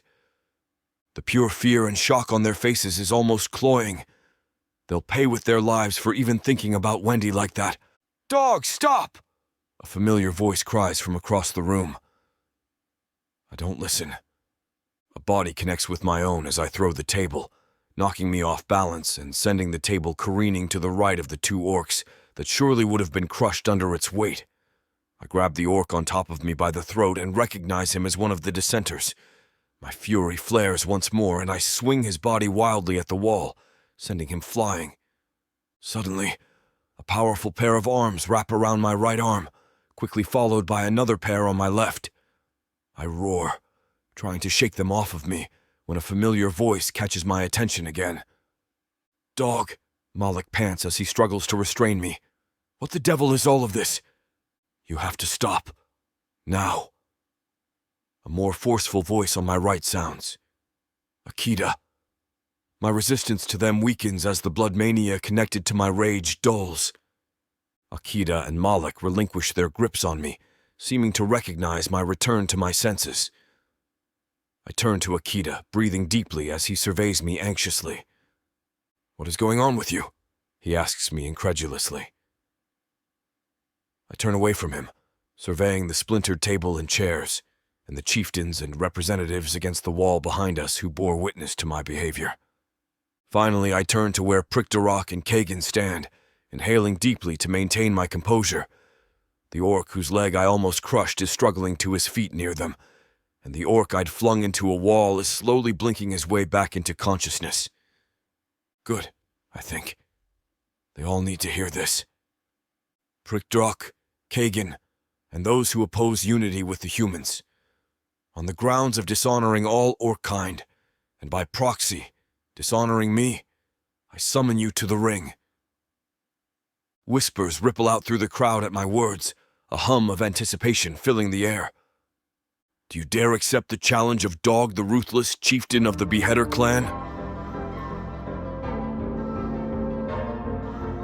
Chapter 14. Dog. My gaze doesn't waver as I stare down the 4 orcs I've challenged to a duel. The 2 injured orcs' heads swivel between me and the spot where Protheka and Kagan stand rooted to the ground. It wasn't a lie when I cited my reason for issuing the challenge as the group acting dishonorably. They had been dishonorable in more ways than one, prioritizing their egos over their clans, making a mockery of a council meeting, etc. It was a lie, however, to insinuate that the reason for my issuing this challenge had to do with their refusal to unite with humans. Orcs are a proud race, and while I may think their opinion on this matter to be childish and idiotic, they are still entitled to the opinion. My real reason for issuing this challenge is Wendy. Although we've spent little time together, I know enough of her to know that if she found out my reason for acting this way is her, she'd be furious. This gives me little pause, however. I will never allow someone to speak so disrespectfully of her, much less threaten her in such an obscenely violent way. The mere memory of Protheka's words stirs my mania for blood, and I focus on thoughts of Wendy to keep me in control. There are not many human women worth giving much thought to, much less dueling over. But Wendy is not just any human woman. She's a force of nature. I have yet to meet anyone, man or woman, human or orc, worthy of the type of admiration I hold for Wendy. She's bold, kind, confident. The fact that she can carry the type of tenacity she does in such a small body boggles the mind. Wendy oozes power, whether it's in a room full of enemies or alone with a lover. The fact that so many either willingly turn a blind eye or seem not to notice the type of gravitational pull she has confuses me as much as it enrages me. And the fact that the 4 orcs in front of me would so gleefully hurt her, break the unbelievable spirit she carries within her, is the true reason for this duel. There's a more removed part of me listening to this inner monologue incredulously. All of this for a human woman? In truth, I don't fully understand the reasons behind my overpowering need to protect her, honor her. It could be a myriad of factors, ranging from basic interpersonal respect to raging hormones. Seeing as I've never been with a human before, perhaps it has something to do with the mingling of our bodily fluids, some type of chemical reaction influencing my brain. Perhaps after enough time, these feelings will fade. Perhaps if I get enough of her body, her laugh, her company, I will build up some kind of immunity to her as one does with illnesses. None of these reasons feel even the slightest bit true, but it's easier to explore alternatives than to acquiesce to what I'm beginning to realize. All of this for a human woman?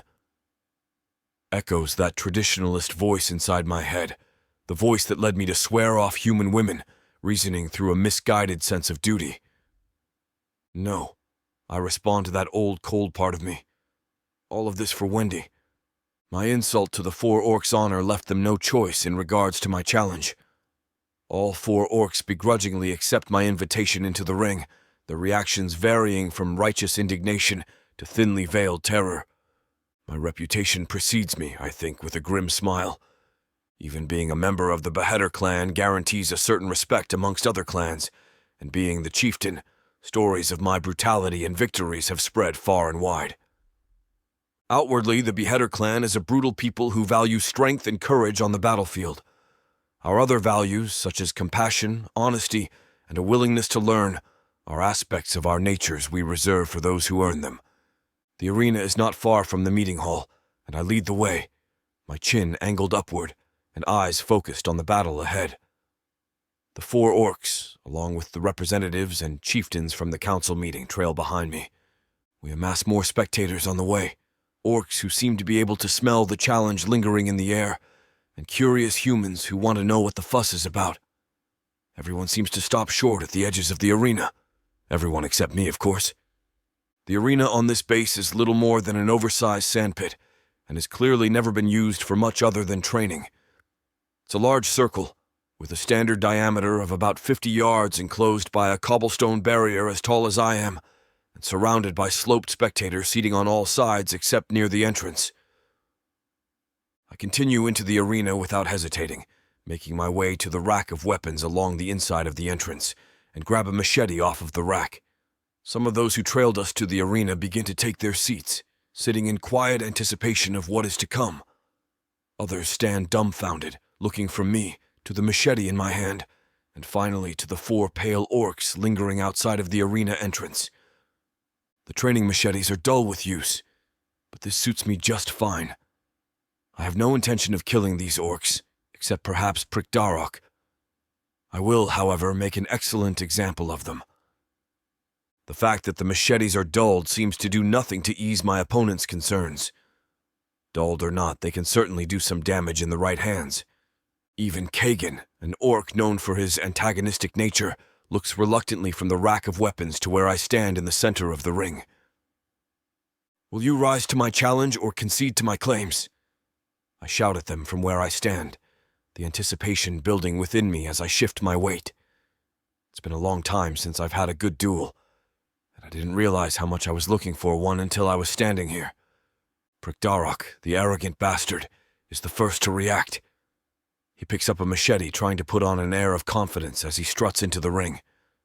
Kagan follows suit, with the 2 nameless orcs apprehensively falling into step behind him. I can't help the savage grin that stretches across my face at the sight of them coming towards me. This is exactly what I need. Kagan rushes me first, clearly hoping to catch me by surprise. He does no such thing. I parry his overhand swing easily, driving my shoulder into his chest and knocking him backwards as the orc with the injured leg reaches me. He hesitates as I turn on him suddenly, and I slash out at his injured leg, bringing him to his knees. The orc cries out in pain and throws his sword at my feet, pressing his forehead into the sand, a traditional sign of surrender. I drop a hand to the back of his head, signaling my acceptance of his surrender, before turning towards the 3 remaining orcs.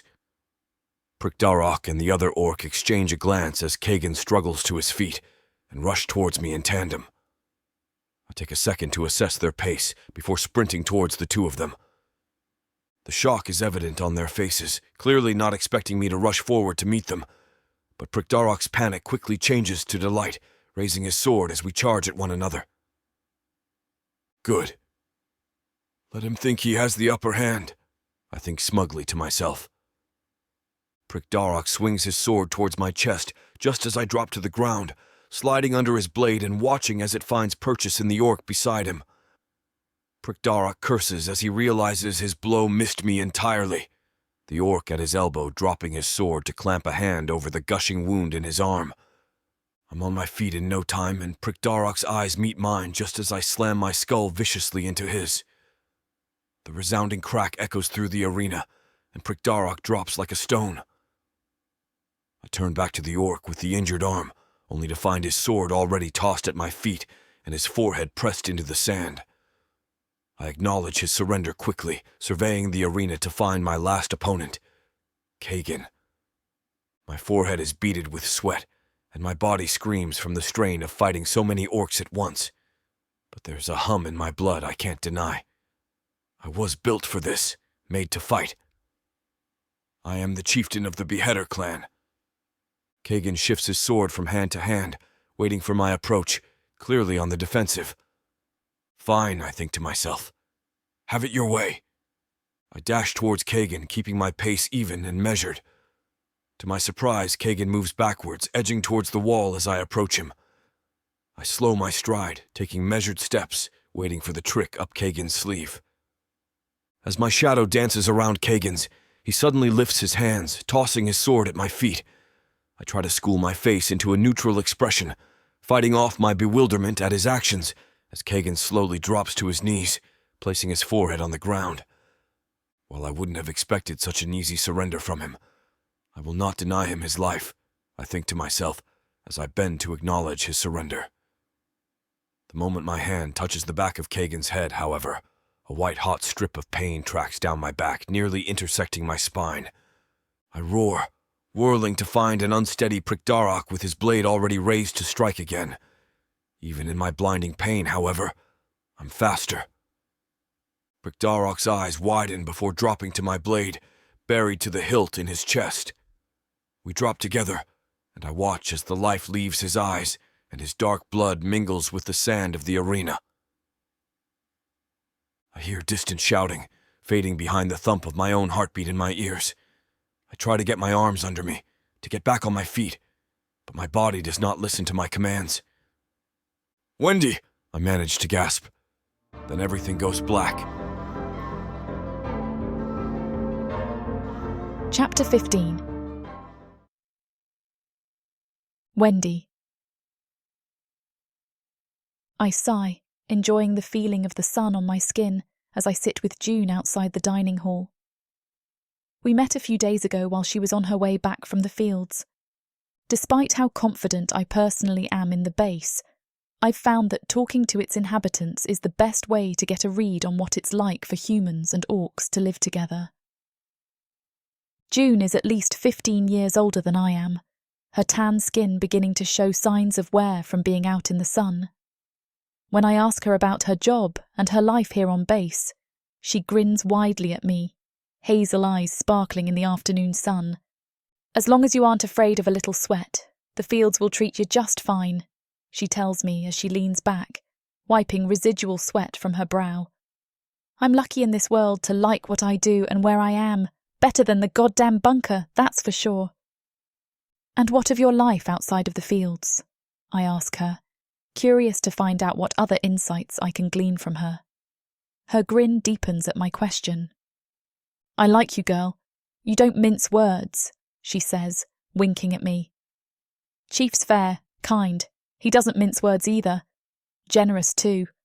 All of us in the field get to take home our share of whatever food we like, plus a little extra for bartering. Gives us all the clothes we need too, seeing as how they wear out quick in our line of work. Better than just being alive. I'm comfortable. And that lady of his, Lisa. I bet you'll like her. She and Akida make quite the little couple. I smile and nod, hoping June will continue.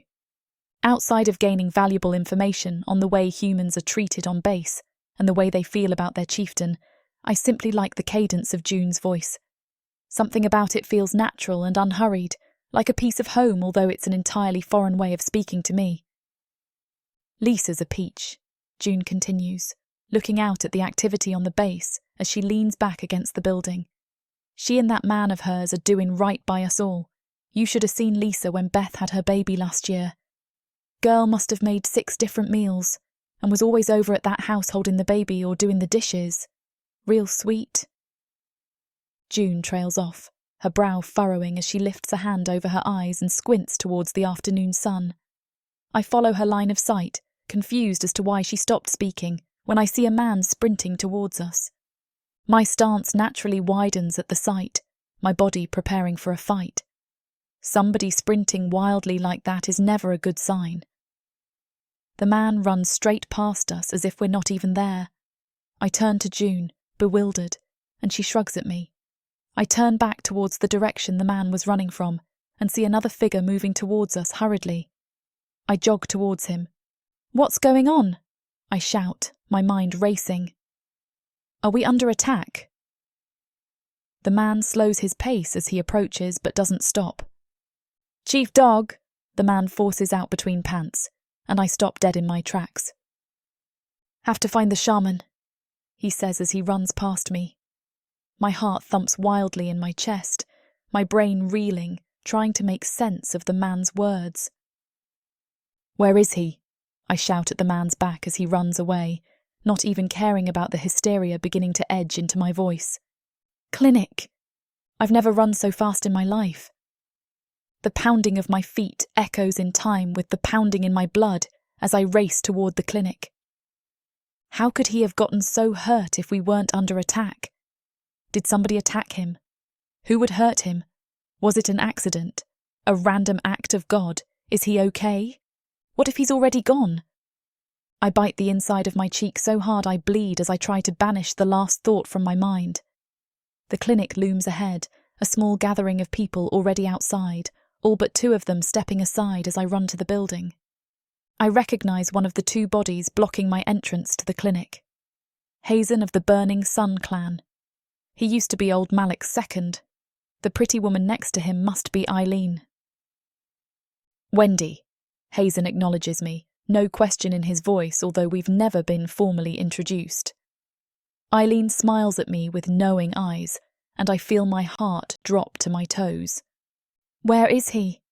I manage to get out, hating my aching lungs and the pitiful tone in my voice. "What happened? Please, I need to see him." I try to fight the white-hot pinpricks burning in the corners of my eyes. "He's here, honey," Eileen says softly, driving an elbow into Hazen's side. He grumbles at the impact of her small elbow against his rather massive side, but steps out from in front of the door, clearing my way into the clinic. I rush through the door without another word to anyone outside, and blink against the dimness as my eyes adjust to being indoors. I'm not prepared for what I see.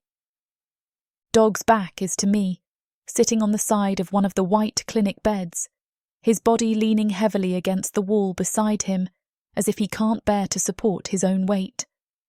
The shaman's back is also to me as she sits on a stool, arms moving as she works on something on his back.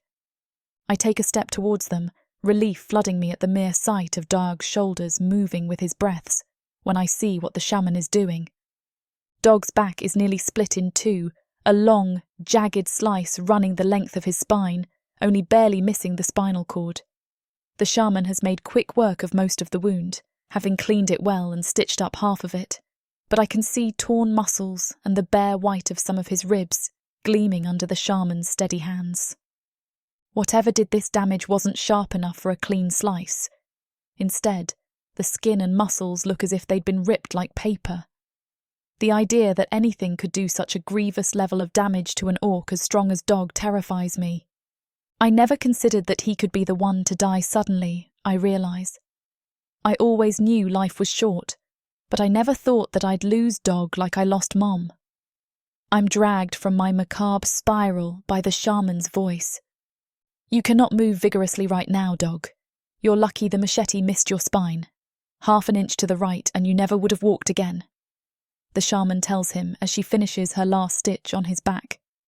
A fucking machete? I think incredulously. What the hell happened? You're going to need to be careful to keep the wound clean and dry, she continues, rubbing an ointment along the stitches on his back. And since it's on your back, you're going to need some help taking care of it. You'll probably need help with a variety of everyday tasks too, she says. I'll do it. My voice seems to startle them both, Dog's head whipping towards the sound of my voice before he lets out a pained groan. Both the shaman and I rush to him, helping him shift back and get his legs into the bed. Good, the shaman says, nodding at me. Dog opens his mouth to object, but I shoot him a look that shuts him up. The shaman suppresses a smile, turning away from us. I'll give the two of you some privacy, and then I'll be back to discuss our next steps, she tells us, as she makes a hasty retreat. The moment the door is closed, I turn my attention back to Dog. What the hell happened? I ask him, searching his eyes. Did she say something about a fucking machete?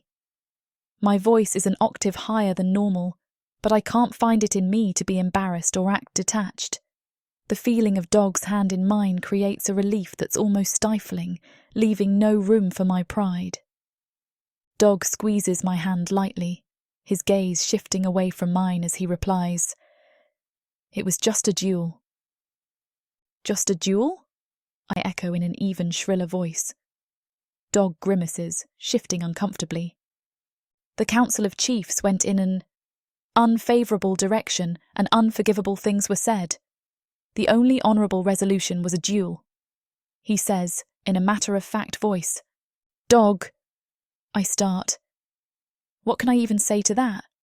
I think to myself, then heave an exasperated sigh. Please just let me help. Let me help you until you're better. The pleading tone in my voice is something new to both of us, and I can see the surprise behind his eyes. You owe me that, I tell him, hardening my voice. Dog holds my gaze for a moment before nodding. Horrifying what-ifs swirl through my mind as I look at him. What if the wound gets infected? What if he hurts his spine? What if I can't take good enough care of him? I feel my throat begin to close around these thoughts, but a gentle stroke of Dog's thumb across the back of my hand grounds me. It's then that a realization cracks through me like a thunderbolt. I love Dog.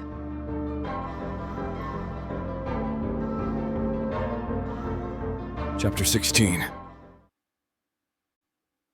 Dog. It's a horrible, terrible idea, but Wendy refuses to take no for an answer. She insists on being at my house every day to take care of me, and it's already been a week. In that time, I've gotten to know her little quirks and have memorized the way her hips sway when she knows she's won. Her people come to my door every day, trying to convince her to go away with them, but she always has a reason not to. Today, she tells them, he was injured because he helped us, right? It's only fitting for us to make sure he heals up properly, then shuts the door on their inquisitive and bemused faces. I shake my head with a laugh, and we share a secret look. No one else has caught on to our true arrangement, and for now at least I'd rather keep it that way. Akita may have a clue, but thankfully he's kept that information to himself.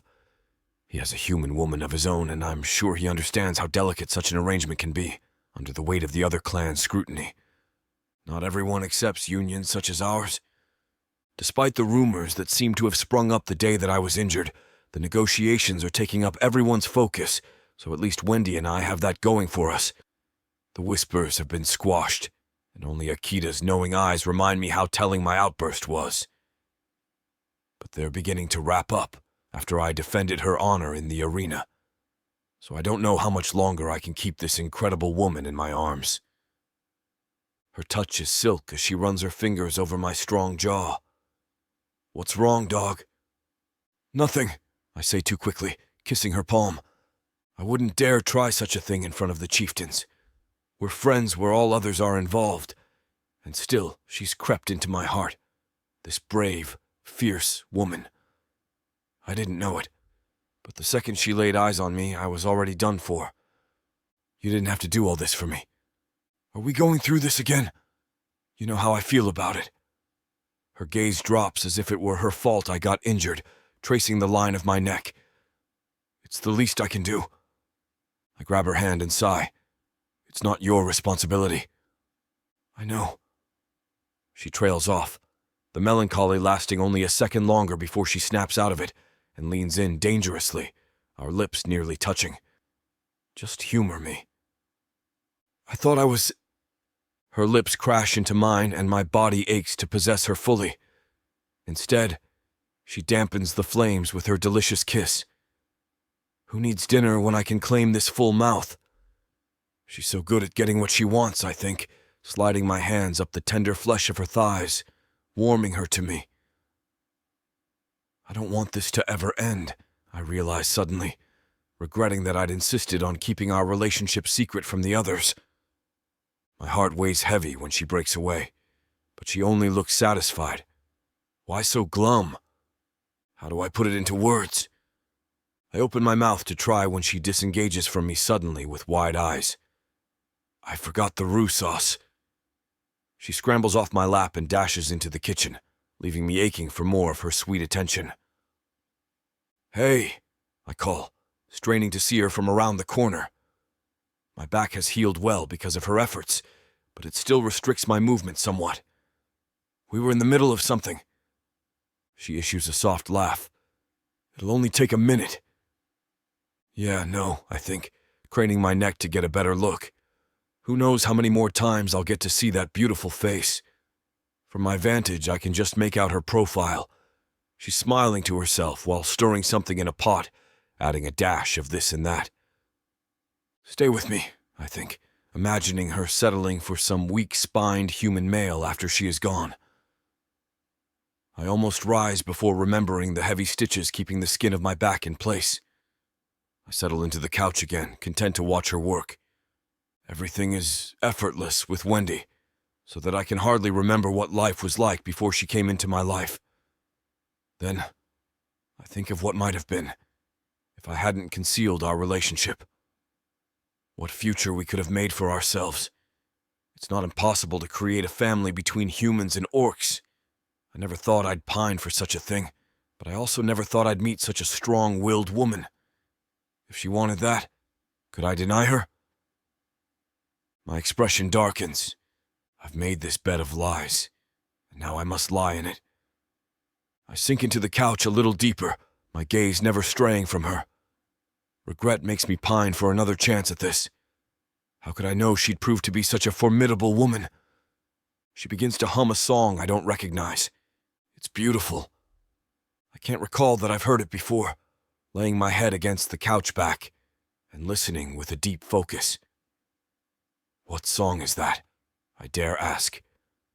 Wendy goes quiet, stirring the sauce thoughtfully all the while. It's a love song, she finally says, glancing at me with a smile. Why? Nothing, I say, then close my eyes as if I'm not paying attention, hoping she'll continue. When she does, it's a little softer, like a secret she's telling only me. My eyes crack open again to take her in. She goes about her business easily, focused on the task of making dinner. For me, I remind myself, she's doing all of this for me. I wonder how the hell I got so lucky. I'm so wrapped up in my thoughts, I don't realize when she graces the archway and stares back. Her expression is one of confusion, but her voice holds a hint of amusement. Why are you staring at me?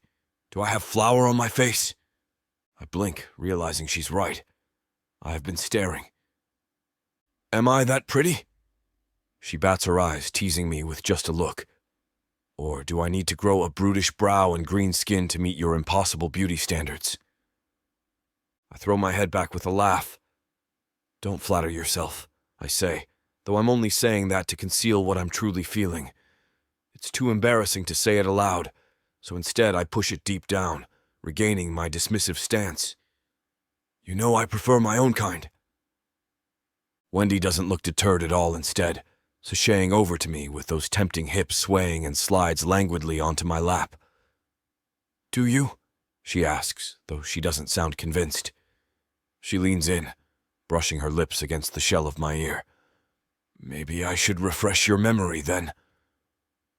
I shiver beneath her, but I'm not cold. My groin aches after being denied for so long, and she presses herself against me as if she already knows that I'm in agony without her. Did you forget why you like me? No, I breathe. Her teeth graze my lobe, sending electricity shooting through to my core. This woman drives me insane. She's torturing me when I'm still infirm, though if she keeps it up, I might just do it anyway. All your hard work. She wriggles her hips, igniting the heat in my crotch. I've seen how you move around nowadays. Her breath is hot in my ear. I think you're just being a big baby. A growl emanates through my chest. With furious intent, I crush her lips to mine and drag her fully onto my crotch, my fingers biting into the tender flesh of her rump. She steals an unsteady breath before reciprocating, tugging at my shirt as if to tear it off. Wendy knows better than to challenge an orc, and still, here she is, tormenting me with the promise of release. How can she tempt me like this? Chapter 17. Wendy.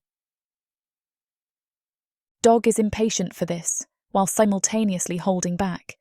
I can feel it in the strain of his arms around me. I wonder if it's the injury, but I've been tending it myself.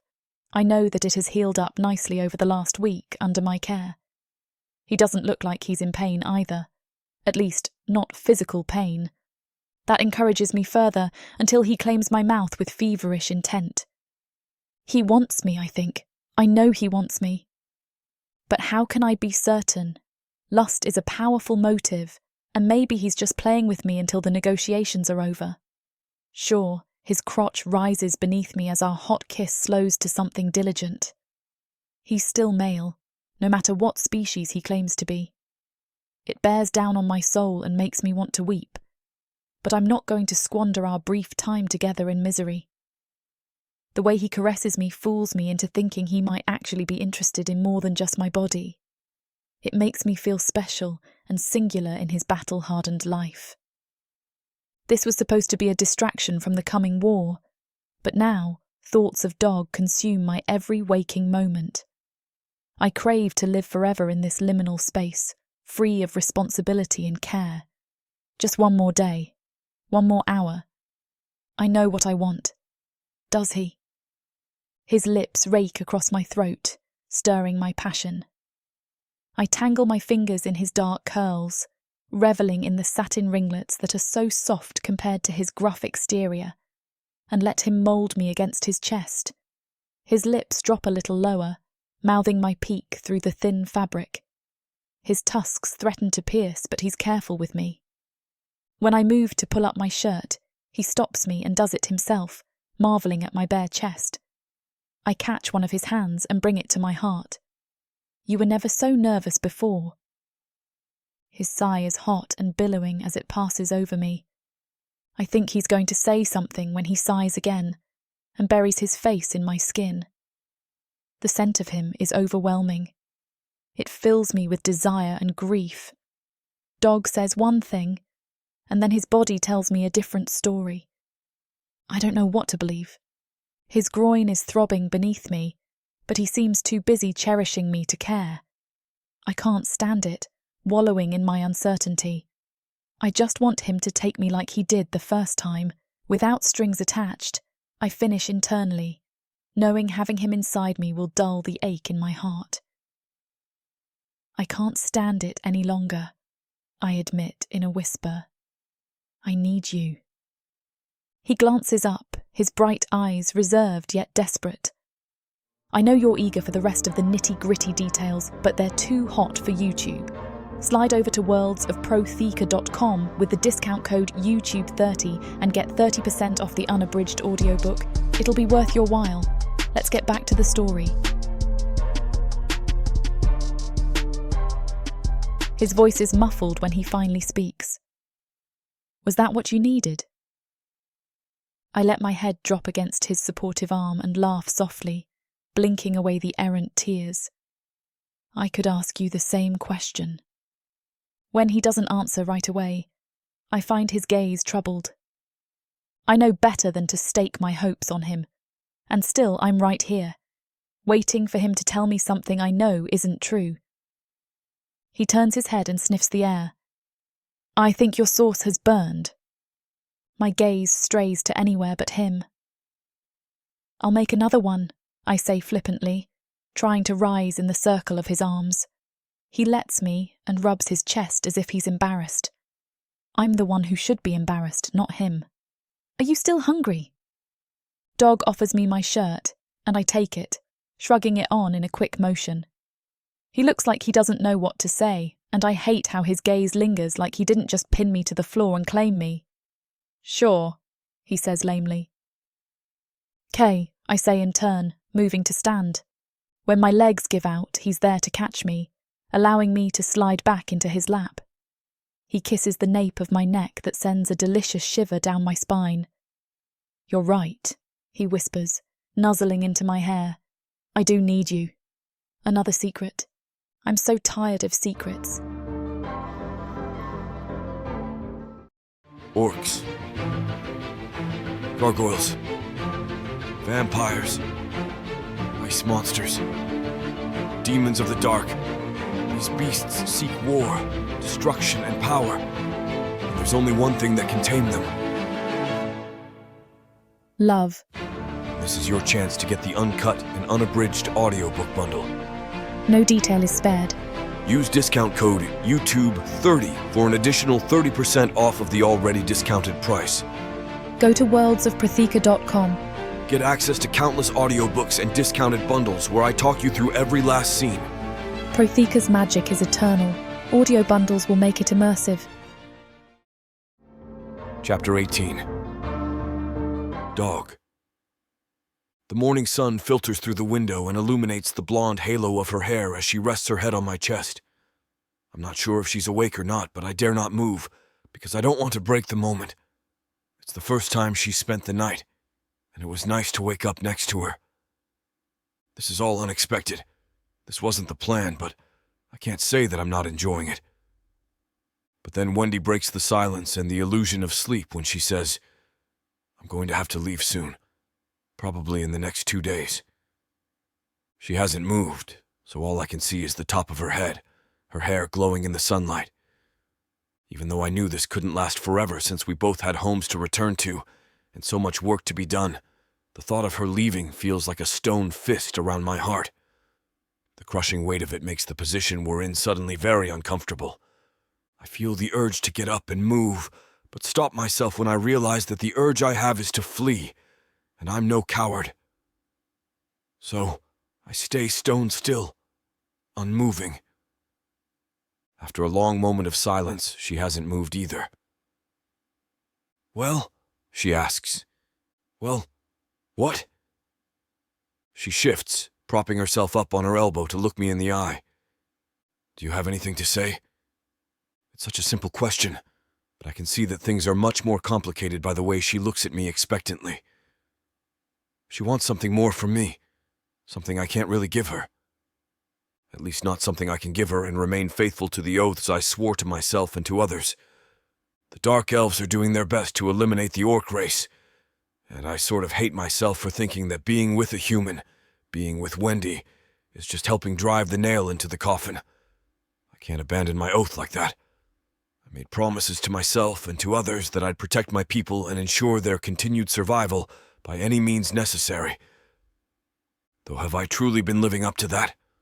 For all my talk about choosing an orc woman and starting a family, I haven't had any real relationships, brief trysts that I abandon when things get serious. She watches me, waiting for me to say something. I don't know if I can give her the answers she seeks. I can feel the connection between us, or at least I think I can. This was just supposed to be about sex. Friends with benefits, she called it. I can't believe that just a short while ago I thought this could be uncomplicated. We're more than friends, but how much more? My heart races. She does like me, right?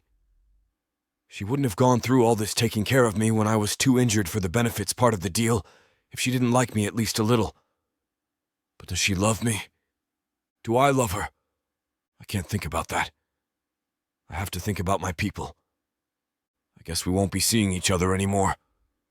I see the way her face falls, and I try to repair the conversation. Which is sad, really. We work well, don't we? Like this, uncomplicated. Just friends who happen to have sex on occasion. Much more before I got injured. I was sort of hoping to get back to that now that I'm better. It's been a very convenient release valve with everything going on. I can see the pain in her eyes. There are things I could say differently. Take back the words I'd meant to be placating, but I keep blundering through, trying to let her down gently. Not that it's the only thing you're good at. You've been great. Thank you for taking care of me. The pained expression passes as quickly as it appeared. Yeah, she says, sitting up with a laugh. It was nice to just be able to mess around when either of us wanted. You know, uncomplicated. She rolls to the edge of the bed and then gets to her feet. Standing, she presents me with the fantastic view of her backside, which is already making my body respond. And that somehow makes me feel worse. I still want her. Where are you going? I ask. Since your wound has healed up enough to handle what we did last night. Repeatedly, I add with a smirk. She smiles, though it's tinged with a bit of sadness for a moment. Yeah, repeatedly.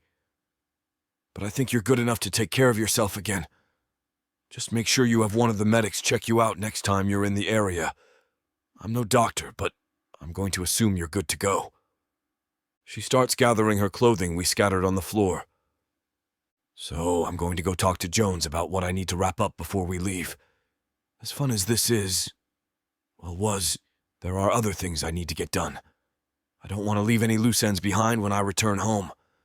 You know, no unfinished business, she says, looking at me as she deposits the pile of her clothes at the foot of the bed. Picking up her underwear, she starts putting it on, saying, So, yeah, I'll just get dressed and go. No need to drag this out.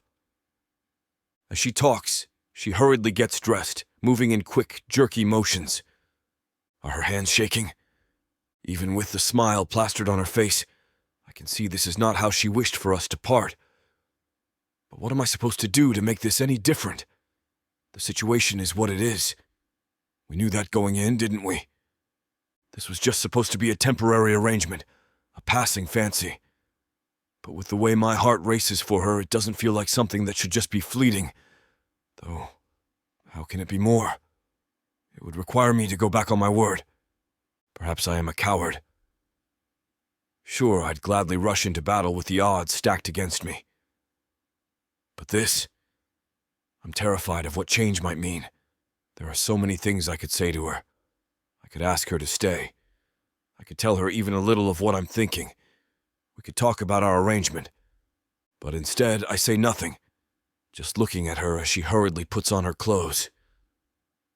I can't tear my eyes away from her, even though I feel guilty for admiring her beauty in this way while I continue to stay silent. Fully dressed, she walks toward the living room, turning back to look at me. Say something, but I don't know what words would work. I don't know how long she looks at me. It's probably no more than a second. Just a quick glance back, but time slows as I fumble through my mental catalog of the things I could say. But I'm sickened with myself for not having the courage to say any of it. Then the frozen moment passes, and time seems to lurch forward as she dashes out the door. Damn. I don't know if I did the right thing staying silent, but if I doubted enough to question it, I get the sinking feeling I really screwed this up. Move. Get up. Go to her. Tell her. But I don't. I sit in bed staring at the open bedroom door because I can't decide. By the time I finally put my feet on the floor and stand up, she's long gone. Perhaps it's for the best. Chapter 19. Wendy. I want to turn around and go back as soon as I leave the bedroom. I want to tell Dog that the thought of leaving feels like someone is crushing my heart. But instead, I just keep putting one foot in front of the other until I'm back at the central part of the base. I don't know what Dog was so concerned about with me sleeping with him. At his place, sleeping with him after sleeping with him. No one makes any note of my absence. They all have their own lives to be concerned about, which makes it almost harder walking through the base while it feels like my world is collapsing. No one seems to notice or care, and the world just keeps spinning. It feels eerily familiar to the way things were after my mother died. Something huge happened to me, something that will affect how I live my life, and the world refuses to acknowledge it. Of course, I won't say a word. If I work really hard, I can ignore that everything has changed. I can just go with the flow like everyone else. I just try to keep myself busy, but that's actually very difficult. Despite the very rocky start to things, now the orcs and humans have worked out a deal, and it's just little details to be finalised.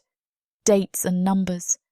Fiddly little things that are almost inconsequential. Humans and orcs will work together against the Dark Elves. We are going into war as allies. Occasionally uneasy allies, but allies nonetheless. Even Kagan and Decker have apparently set their shit aside and are planning joint efforts. And even my worries about how the orcs will use guns have been figured out. Besides just other supplies like food and clothing, the orcs will also provide materials needed to retool weapons for them to use. They even offered to have workers sent to the plants for labour. However, that idea was rejected out of security concerns. Those with the knowledge and facilities to manufacture weapons don't want the orcs squeezing them out of the deal. But there are already discussions about the orcs making their own facilities in conjunction with the humans. Plans for a future that might mean a lasting peace. Odd that it relies upon collaborating on producing weapons of war, but it's a start. In the meantime, trust is still a bit of an issue, so I doubt many humans living in orc colonies will be getting manufacturing jobs anytime soon. And there will soon be more humans living with orcs. As part of the agreement, most bases will be open to humans. But with the materials they promised, it will take a lot less time to make the changes than I had originally thought. Newer, larger guns will be made, and the first ones will probably be off the assembly line in less than a month. Until then, the quick and dirty fix is chopping off the trigger guards and being really careful about firearms safety when we can't weld something larger on. Firearms training has already begun, and orcs are volunteering for the protection details of humans. Tactical information is being exchanged. Comparing battlefield intel has given this new alliance a much better picture of the Dark Elf numbers, which almost instantly proves to the doubters just how much this alliance is needed. There are a lot more of those bastards than any of us thought. It's all great that it's been figured out, but it means I have trouble distracting myself from the gnawing feeling of heartache. I don't see Dog. Even though I want to, I don't seek him out. Nor does he approach me. I don't even see him in common areas or on the streets. I don't run into him in the council chambers. I can't tell if it's a deliberate choice of his, an unconscious choice of mine, or just the way things work out. But it still weighs heavy on my mind, with every minute of the day reminding me of the might have been that I lost. But I feel stupid doing it the whole time. Why did I expect anything more? We set out with the understanding he wanted to settle down with an orc woman. It was just a fun diversion for a little while. At the start, I was okay with that. Now, why did I expect anything more? Especially if I never said anything. While in the moments it seems as though I'm stuck in a mire where time moves slowly, forcing me to feel every ounce of grief. After, it's like 2 days turned into 2 minutes, and Jones and I are getting ready to leave.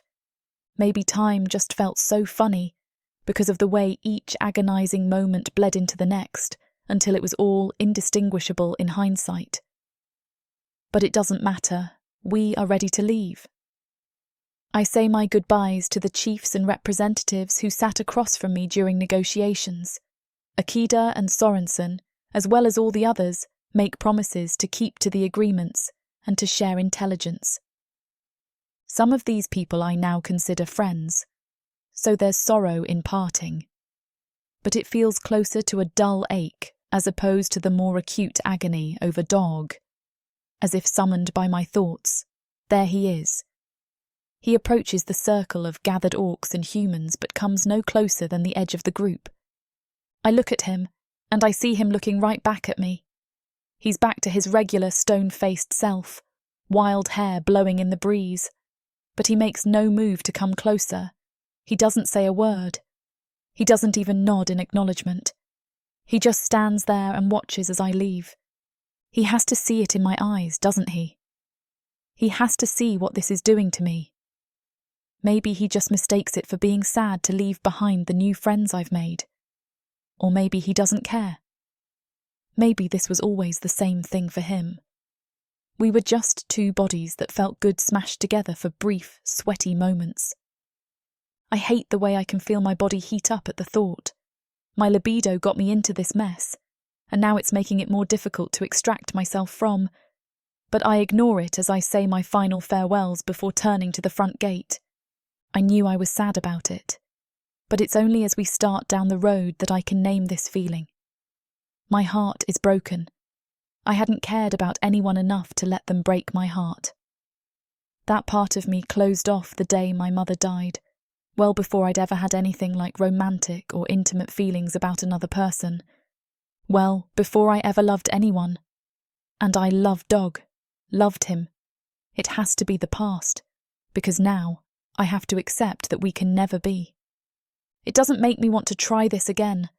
Why get this attached only to feel this much pain? I used to worry about being devastated by people I got close to dying. Dog still lives, and yet, somehow, this feels worse than if I'd lost him in battle. At least then I could cling to the idea that he went down fighting. But no, there was no fight.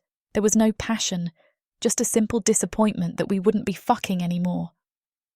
I turn back and look at the base one last time, leaving behind the possibilities I had to find some form of happiness there.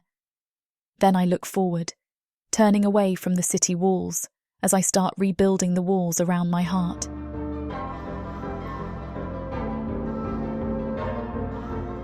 Chapter 20. Dog. Wendy has been gone for days when I find an earring in the couch. I sat down and felt it poke me in the thigh. It must have fallen out during some vigorous activity. She said it was missing, but that it didn't matter. It wasn't one of her favorites. It's not elaborate. Just a little metal ball on a post. No big deal. But as I stare at the small piece of plain jewelry, I can't help but wrestle with the weight of all that I left unsaid. It feels so heavy that I set it down on the side table and go back to drinking. I've been doing that a lot lately. I don't think I've had a sober hour since the day she walked out of my bedroom. I'd wanted to say something before she left, but I didn't want her last memory of me to include me reeking of alcohol and slurring my words. So I just stood there like an idiot and watched her go. I could just throw the earring away. It's nothing. But instead, I stare at it until I can't sit still anymore. Then I get up and just walk out the front door. I head to the mess hall. Maybe some food will sober me up. Not drinking might do a better job at that. But since I can't seem to stop, something other than mead in my stomach might help me think clearer. While sitting in the corner eating, I overhear some other orcs talking. "Yeah, I just read the intelligence report. The human soldiers arrived with the weapons," says a tall orc with a shaved head. "I think his name is Zorfu. He's from a distant clan. We still haven't figured out how to use them. Hell, we probably don't have the time to figure it out before they manufacture something we can actually hold on to." His companion, a shorter orc woman with long braids named Beulah, snorts. "It was a whole lot of talk to get access to something we can't even use yet. I'm just glad someone listened to that one human woman with the gold hair about some teams working together. Otherwise, we'd be screwed." "Damn, what was her name?" Zorfu asks. Wanda, I think," answers Beulah. "No, that's not it.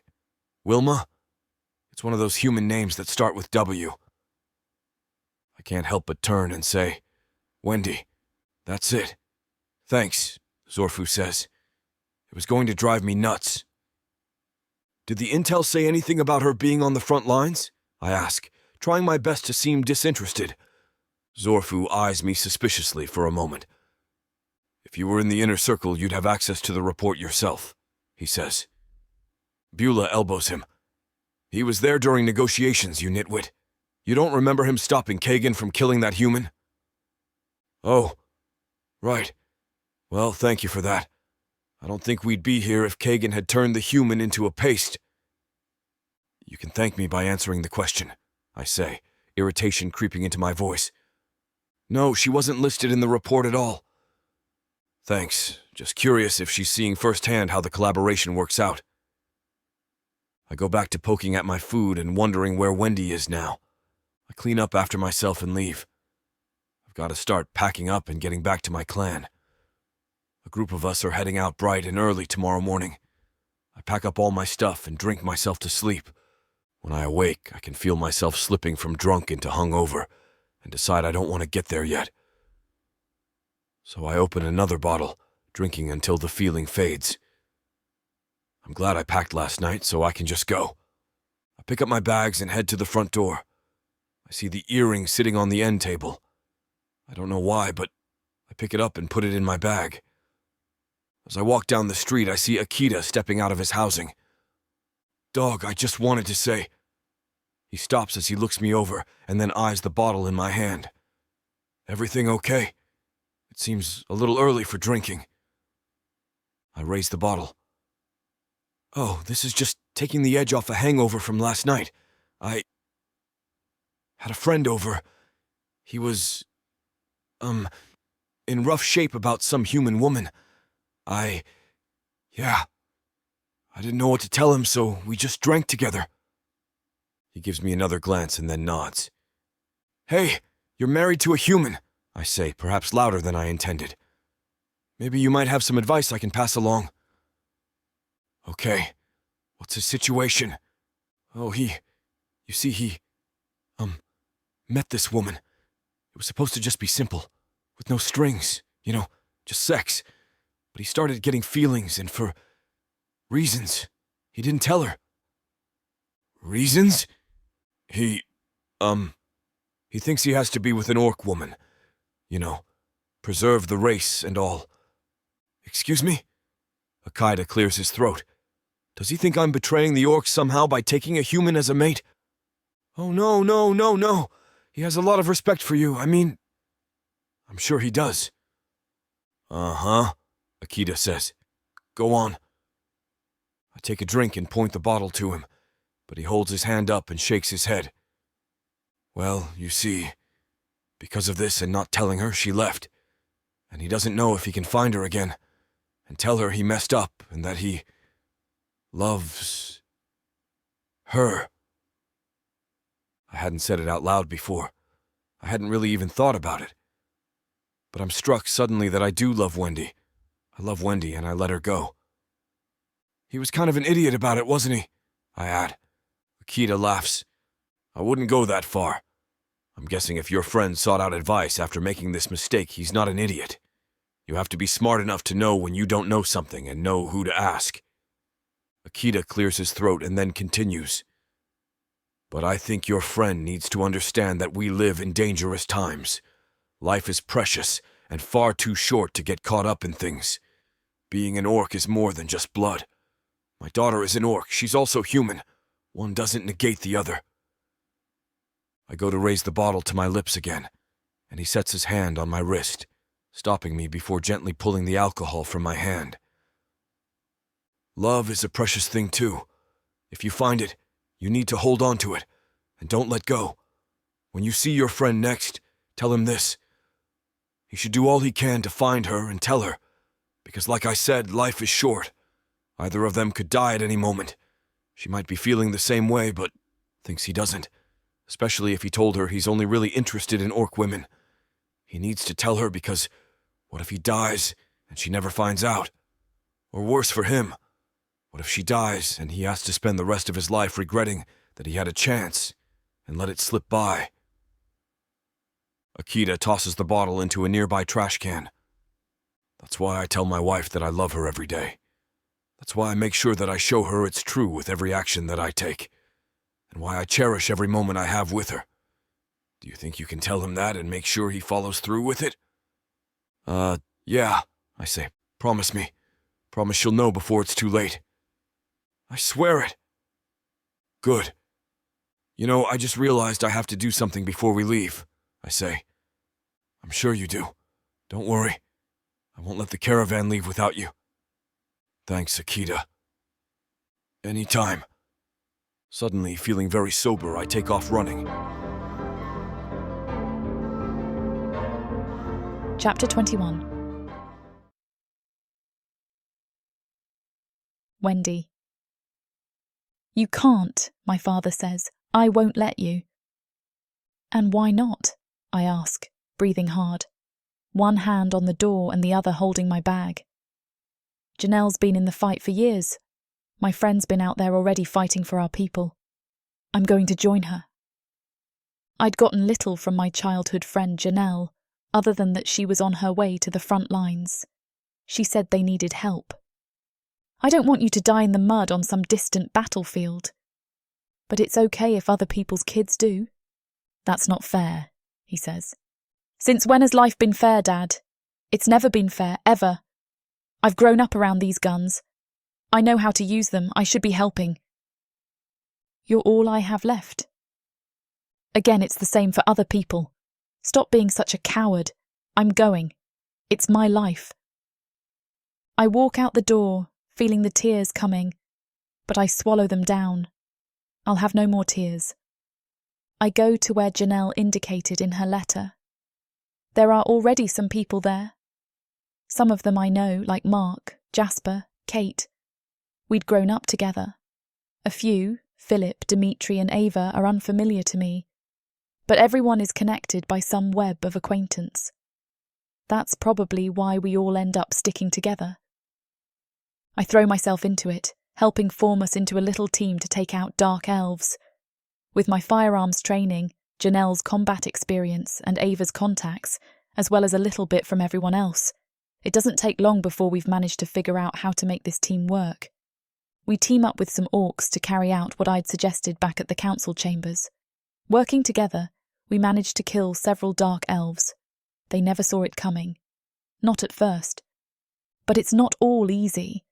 There's a difference between shooting at paper targets and shooting at actual people, even if those people look as strange as the Dark Elves and they're trying to kill you. Much harder, though, is watching allies die. While the humans among us manage to survive, our orc protectors aren't always as lucky. After watching Jurek, one of the orc men who joined us, get torn apart by spellfire, I know I'll have nightmares. But none of it seems to come close to the hollow feeling I get when I think of Dog. I can throw myself into battle, and it's amazing how fighting to stay alive can distract you from heartache.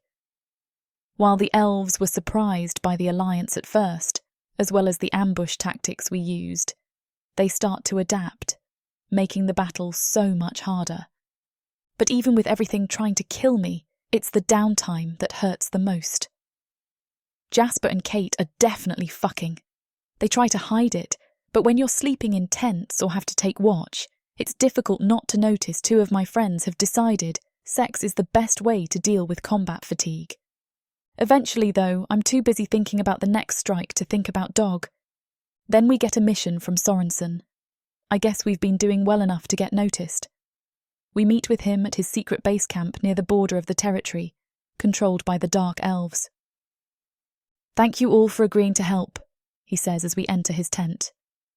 I'm shocked to see Kagan standing beside him, and the room doesn't seem like it's ready to explode. I decide to keep my mouth shut about it, though. We're just happy to lend a hand, Janelle says. We need it. Our forces are stretched a little thin at the moment, Sorensen says. There's a river in a valley where one of the supply lines has been ambushed repeatedly. We think we know where the Ds are attacking from, but I can't commit troops to take them out on just a hunch. He looks up from the map and adds, This is strictly a scouting mission. Do not engage. Just confirm the location and get a count of troop numbers if you can. Understood. Yes, sir, Janelle says. Once we had a mission, we set out to plan our recon. While I never trained to be a sniper, I'm the closest thing our little ragtag band has. So I hang back from the group and find a position on a ridge opposite the one where the Dark Elves have been coming from. Murag, a short orc man who is barely monosyllabic, stays behind to be my spotter and watch my back. I watch as the rest of the team moves through the forest across the valley, but it doesn't look like they're finding anything. Wendy, Murag, are you two seeing anything from your angle? Janelle asks over the radio. I look over my shoulder at Murag, who pulls the binoculars away from his eyes and just shakes his head. No. Nothing we can spot from here, I reply. Where the fuck are these assholes? Janelle asks. Right here. The voice behind me sounds almost lyrical, even as it carries the cold threat of death.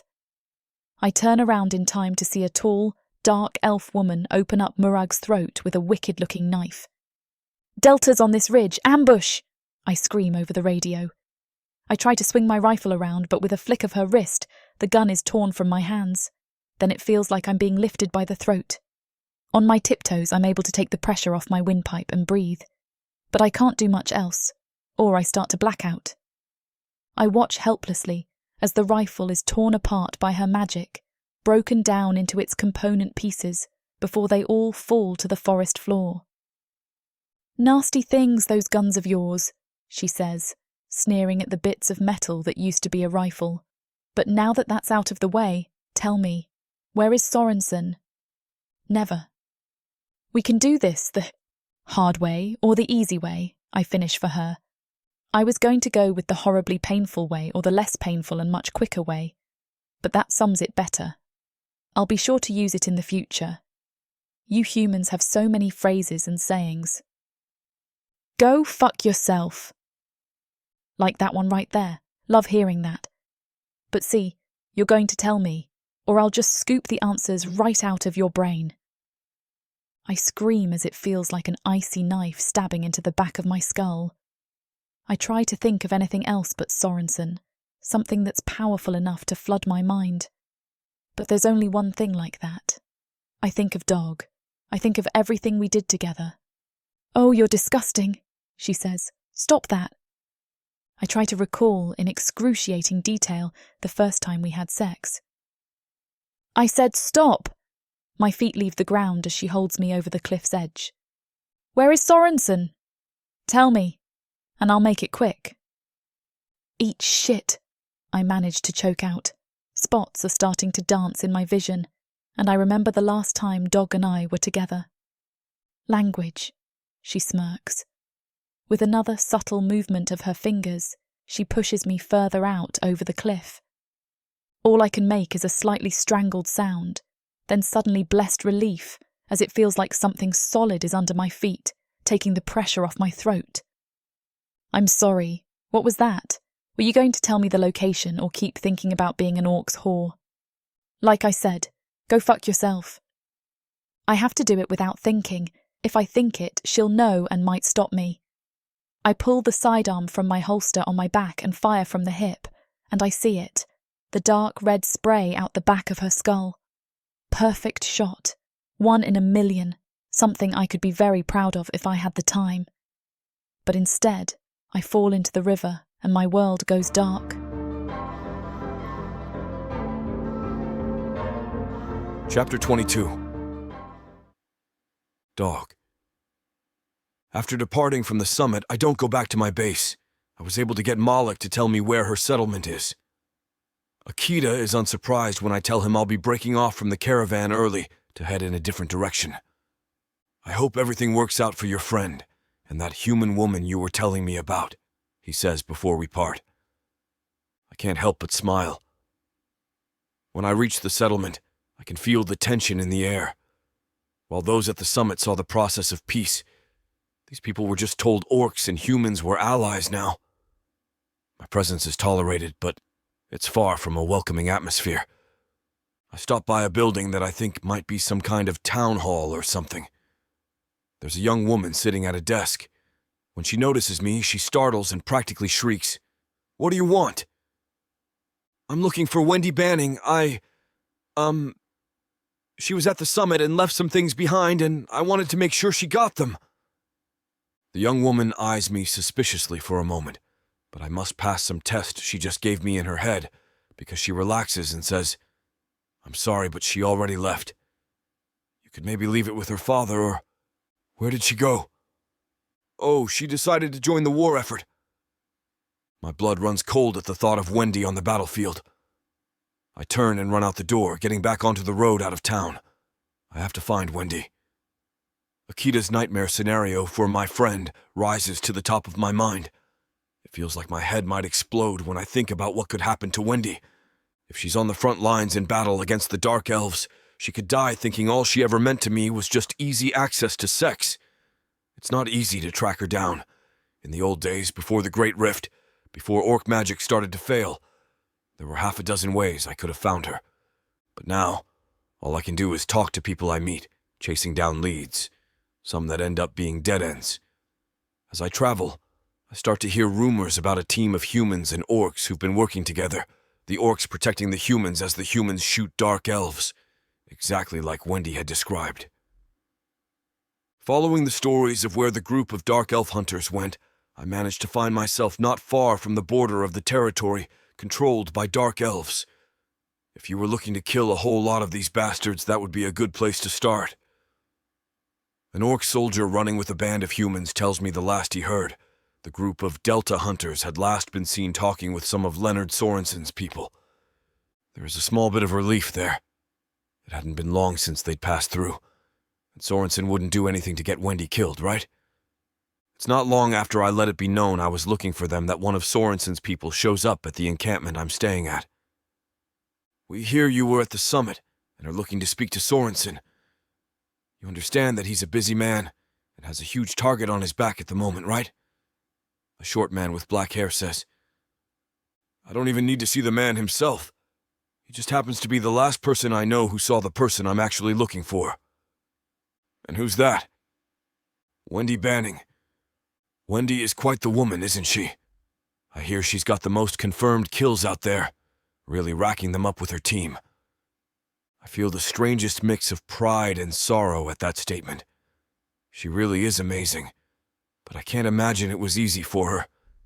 It's the same feeling I get every time I hear tales of her exploits. Yes, she is, but I need to speak with her. Is that something that can be arranged? "Wait here," he says before turning to leave. And so, I wait. It feels like I'm close. She was here only a short while ago. While waiting in the encampment, I come across some of the orcs from my base. I know Smogulg, the commander of the platoon, from way back. "We just wrapped up a mission and are heading back to base in the morning," he says. "You're welcome to come with us. It's dangerous to travel alone. If I'm back by then, sure, but don't wait for me." When the human returns, he leads me into the mountains. They look deserted, but I can feel eyes on me. We finally break through a thicket of overgrown underbrush into a small encampment full of orcs and humans. I finally get a meeting with Sorensen and Kagan. But it's not good news. "What do you mean she's missing?" I ask, trying not to shout at the old man and failing. "She was sent on a recon mission with her team. It should have taken 5 or 6 hours, but we haven't heard from them in over a day," he says. "And you haven't gone looking for them?" "We're stretched thin as it is. We don't have the manpower to launch a rescue mission." "Then give me the location you sent them to, and I'll go look for them myself." "I'm afraid I can't do that," says Sorensen. "I'm not going to send you to your death." "Well, I will." Kagan points to the map on the table. Sorensen looks pissed, but says nothing. I'm lucky that the location is near the encampment I just left. The only question is if I can get there before Smogulg moves on. Without a word, I turn and leave at a run. If I move fast, I might make it.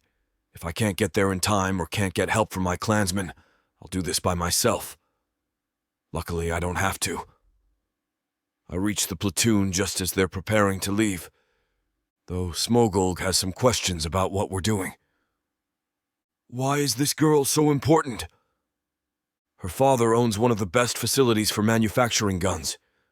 I'm sure finding his daughter and bringing her home alive would win us the first pick of the new guns being made." "So, This has nothing to do with you two being together. I opened my mouth to try to explain or ask how he knew, but we don't have the time. That too, I admit. Good enough. When we reach the ridge marked on Sorensen's map, there are signs of battle. Humans, orcs, and dark elves lay dead everywhere. I turn over one of the human bodies, a woman. Her frame looks very much like Wendy's. I'm sickened by my relief that it isn't her face. I'm about to let the body drop to the ground when suddenly she stirs slightly.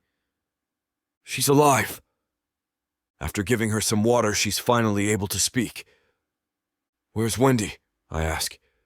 She was positioned on the opposite ridge, the cliff face up there. I don't think she made it. I leave the girl, Kate, with my people. A few of us go to check the cliff. It takes far too long to find a crossable point in the river, but when we reach the cliff top, I see a dead orc, a dead dark elf, but no human body. She must have gone over the cliff, Smogo says, his eyes downcast. I'm sorry, but that doesn't mean she's dead. He looks back up at me, his brow furrowed. She's only a human. An orc might have been able to survive the fall. Maybe. Dead or alive, we're going to find her. For a second, I think he's going to argue, but then he nods. Let's go, I order. Chapter 23.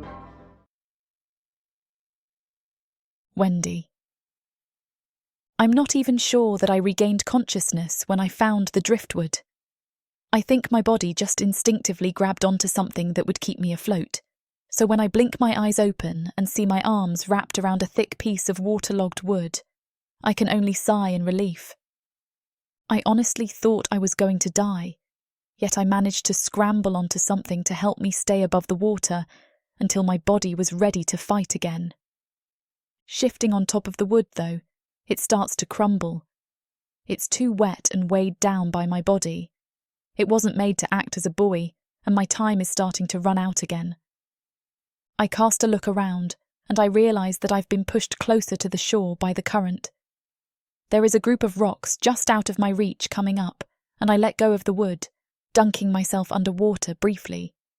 It's easier to move underwater, so I claw through the current the last few feet until my nails scrape against rock. I pull myself up, heaving my body out of the river and taking a short break to catch my breath. I know better than to sit here too long.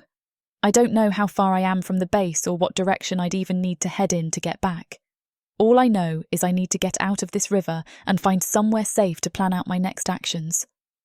Carefully, I crawl up the bank, and it's then that I realise how hurt I am. My leg has a huge gash down the side, my ribs feel bruised, and there's still the matter of the aching in my skull, which feels like I must have hit for real. Blood trickles down my ripped pants with every step I take, and I don't dare touch the back of my head for fear of what I'll find there. Throwing a glance over my shoulder, I can see the red dots shining along the grass, and I suppress a shudder as I think about how many wild animals are around me. I wouldn't be able to put up a fight, or even run fast enough to get away from them if any of them caught my scent. I have to find a place to hide immediately. It's my only option while I try to staunch the bleeding and get my bearings. Limping through the forest, I search for a cave or any type of shelter where a predator would not just come across me in the open. My heart leaps with relief when I spot a massive tree up ahead with what looks to be a hollow opening in its trunk. I rush forward as fast as I can, but my leg is slowing me down. I stumble every few feet over the thick underbrush, another indication I'm far from civilization. It feels like it takes hours for me to cross the distance to the tree that I normally would have been able to jog in mere minutes. It might be my lack of energy and blood loss that is making me feel like time is so sluggish, though. I glance back again, and the streaks of fresh blood make my anxiety flare up. I didn't even realise the thorns and barbs of the overgrown plants had been tearing at my skin. I look down to see new cuts alongside my other injuries, and I sigh. I don't even have it in me to notice the throbbing pain or worry about an infection. If I don't stop the bleeding, an animal will find me before any type of bacteria can. Thankfully, the hollow inside of the tree is even larger now that I'm peering into it. It looks big enough to easily fit 2 people, so I'll be able to hide against the back wall and not be so easily exposed. With a bit of good news, I feel my energy kick up a little. I build a small fire just outside the tree, far enough away that I won't have to worry about setting myself alight, but also close enough to ward off any bugs and, hopefully, predators. I use as little of my water as possible to douse strips of my clothing and hold them over the fire, letting the water and heat cleanse and sterilize them. Well, as much as possible out here. Climbing inside the tree, I tuck myself against the back wall and start working on patching myself. I tie the strips around my legs to slow the bleeding down and to protect it. There's nothing I can do for my bruised abdomen. I just have to pray that there is no internal bleeding, and that the soreness will fade. It's better than having something broken. Finally, I take my last strip and tie it around my head like a sweatband, positioning it to fit snugly over the wound on the back of my head. Just brushing over it makes it throb, and nausea rolls through me as I tighten the cloth over it. I can't have it open and exposed. Satisfied with my work, I curl up and try to rest. I keep an ear out just in case, but I have no idea if anyone is looking for me or if I'm just going to be considered a casualty of war. I desperately hope it's the former, but if not, I'll find a way back by myself. I grit my teeth in determination, even as hunger pains echo through my stomach and my whole body trembles from sheer exhaustion and pain. I drift in and out of consciousness, but as the sun dips lower in the sky, my body starts to shake. I know it's not just the temperatures outside, as darkness plunges over the forest and my fire slowly dies out. My wounds are getting worse. They definitely need some real treatment. I have to stifle a pained moan as another shiver racks my body, and I'm glad I do as I hear a branch snap near my tree. The leaves rustle, and fear courses through my body with how soft the movements are. I don't think it's someone here to help me. My fears are confirmed as a pair of glowing eyes appear a few feet in front of me, and I can just make out the shape of a feline face. It's a tiger, I bitterly admit. It must have smelled my blood, and with the fire dying out, there's nothing to help protect me. Our eyes stay locked, and I slide my hand across the floor of the tree, searching for a small rock as another shiver shakes me. It snarls at me and my gut twists. Is this it? Am I going to die? Unexpectedly, a harsh pang hits me in the chest, and my biggest regret flashes in my mind. It's been so long since I've seen Dog, and I greatly miss him.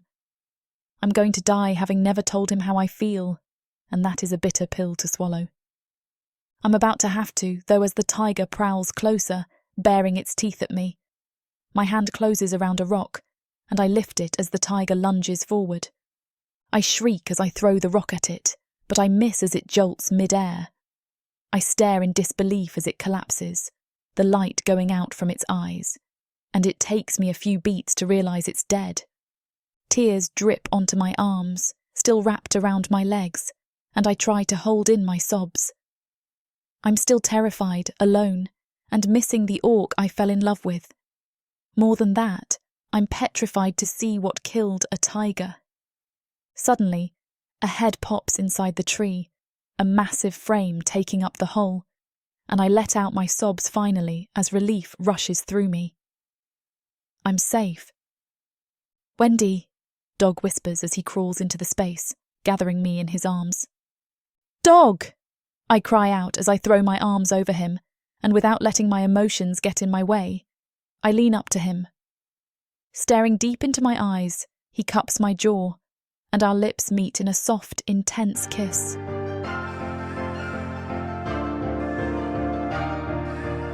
Chapter 24. Dog.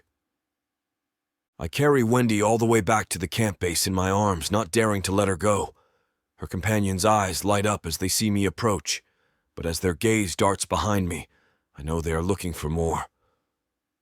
I offer a curt shake of my head, and immediately, their faces fall. I understand how they feel. It's hard to shoulder the weight of lost ones in battle. Still, we must carry on, and based on the way the cloth she tied around her leg and head are seeping through, I know that Wendy needs to be our main concern right now. Thankfully, I'm not the only one that sees that. "This way!" the man from earlier shouts at me. I follow him as he takes off through the camp. He's shouting orders at others, and they are scrambling to accommodate. Everyone's eyes are on me as I jog after him, Wendy's limp body pressed to my chest. "In this tent," he says as he rounds to where sleeping rolls and small stations have been set up. I nod, ducking into the cramped space, and I'm surprised to see someone already waiting there for her. Behind me, the man says, "This is Dr. Graves. He's going to tend to Wendy's wounds." The man doesn't even look in my direction as I lay her out on the bed that's been set up for her. Not that I mind. He immediately sets to examining her, assessing what she needs and cleaning her wounds. I hold her hands as she squirms under him, clearly in pain as he treats her. I brush the hair back from her face, trying to soothe her as she thrashes, and a wave of guilt rushes through me as I help pin her down so Dr. Graves can work. He sits back on his heels when he's done, running his eyes over her one more time. Then he finally looks at me, his eyes deathly serious and making my heart skip a beat. "Her wounds look worse than they actually are," he finally tells me. Relief bursts through me and I heave out a sigh of relief. "She's going to be all right?" Dr. Graves nods. "She's going to need a lot of rest and time to heal, but she will be fine." I drop to my knees, knowing I have never heard such beautiful words. He looks me over once before turning to leave, and my eyes go back to Wendy. She's still sleeping fitfully, and I pull her into my lap. The tent flaps open, and Sorensen walks in holding a tray of food. He looks over the way that I'm holding Wendy, and although his eyebrows raise, he doesn't say anything. "I brought this for her. I'd imagine she's starving." He sets the tray down, and next to it, a water skin. "I trust she's good in your hands, and I'll check in later." I reach for the water as he goes back outside, propping her up in my arms and bringing the water to her lips. I pour the water into her mouth. At first, Wendy coughs and sputters, but slowly she drinks. With her partially awake, I feed her until she pulls away from me. The only thing left to do is rest. I lay down beside her, pulling her up against me, and I savor the way she leans into me. She curls up against my chest, and I tuck her under my chin. "I've got you now," I whisper to her, and I hold her through the night. I never fully fall asleep. Every time Wendy moves, I adjust to check on her. I can't relax when I know I need to take care of her. So when she first wakes up in the morning, I know it immediately. She groans as she twists in my arms, and I'm immediately up over her, one hand cupping her face as my eyes roam her face. "Hey," I whisper, a soft smile slipping across my lips. Wendy blinks up at me slowly, and then an earth-shattering grin spreads across her face. Her features are still sleepy as she whispers back, "Hey. How do you feel?" She wrinkles her nose. "Gross. I need a bath." Immediately, I scoop her up in my arms, earning a yelp. It doesn't stop me as I take her out of the tent. She squirms against me, and I chuckle as I go towards their bathing area. Setting her on her feet, I tell her, "Take your clothes off." She raises her eyebrows at me, and then with a sneaky grin so similar to when we first met, she pulls off her shirt. Her pants go next, and she's standing before me bare. I kick my clothes off as well, and as her eyes rake down my body, I sweep her up against my chest and jog into the water. She squeals as I dunk us below the surface. My heart soars at seeing how playful she is being. I let her go, gathering supplies from a nearby storage area on the bank. When I return, I come up behind her, pouring shampoo on her hair. "What are you doing?" "Let me take care of you," I mumble. Wendy sighs as I massage her scalp, and once I've thoroughly cleaned and combed out her hair, I move on to her body. I'm gentle as I see the bruising along her skin, and I want nothing more than for her to be comfortable and cared for.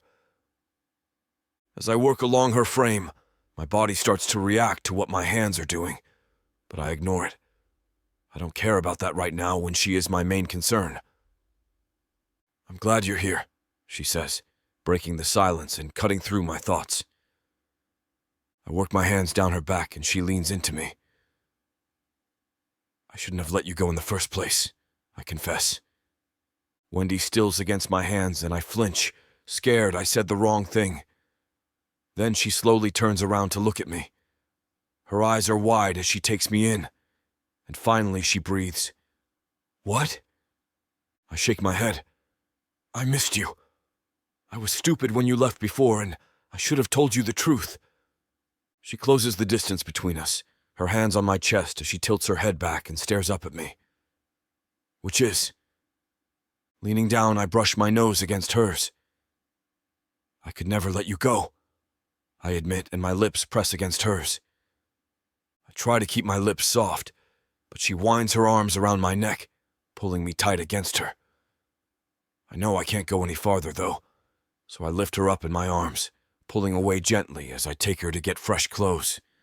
Once she's dressed, I carry her back to her tent. She doesn't protest like I expected her to, and I worry that her leg is bothering her more than she'll say. I have to have the doctor come back soon, I tell myself. In her tent, I set her down on the bed, and before I can overthink my decision, I drop down to one knee before her.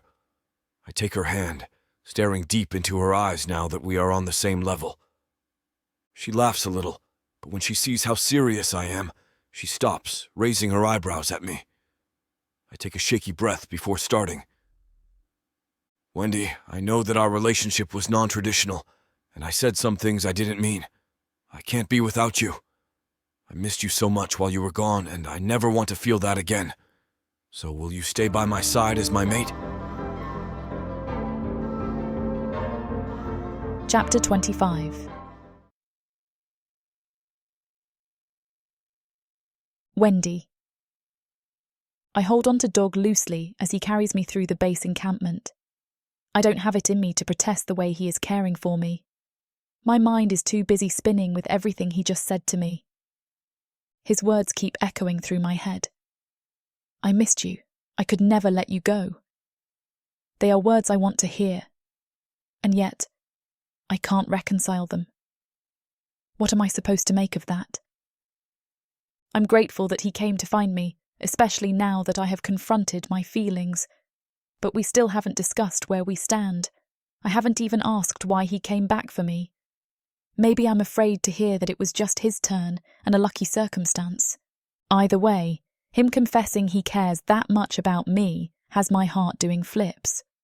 I know from the way he washed my skin and hair that he is concerned about me, and he even confessed that he missed me. I'm just not sure how to take it. Could he have just missed my body? Am I getting my hopes up? I want to hear the words from him. I need to know in clear terms how he feels about me before I am completely screwed, though I think I may already be. Maybe I'm asking for too much, but I'm on edge as I wait to talk to him.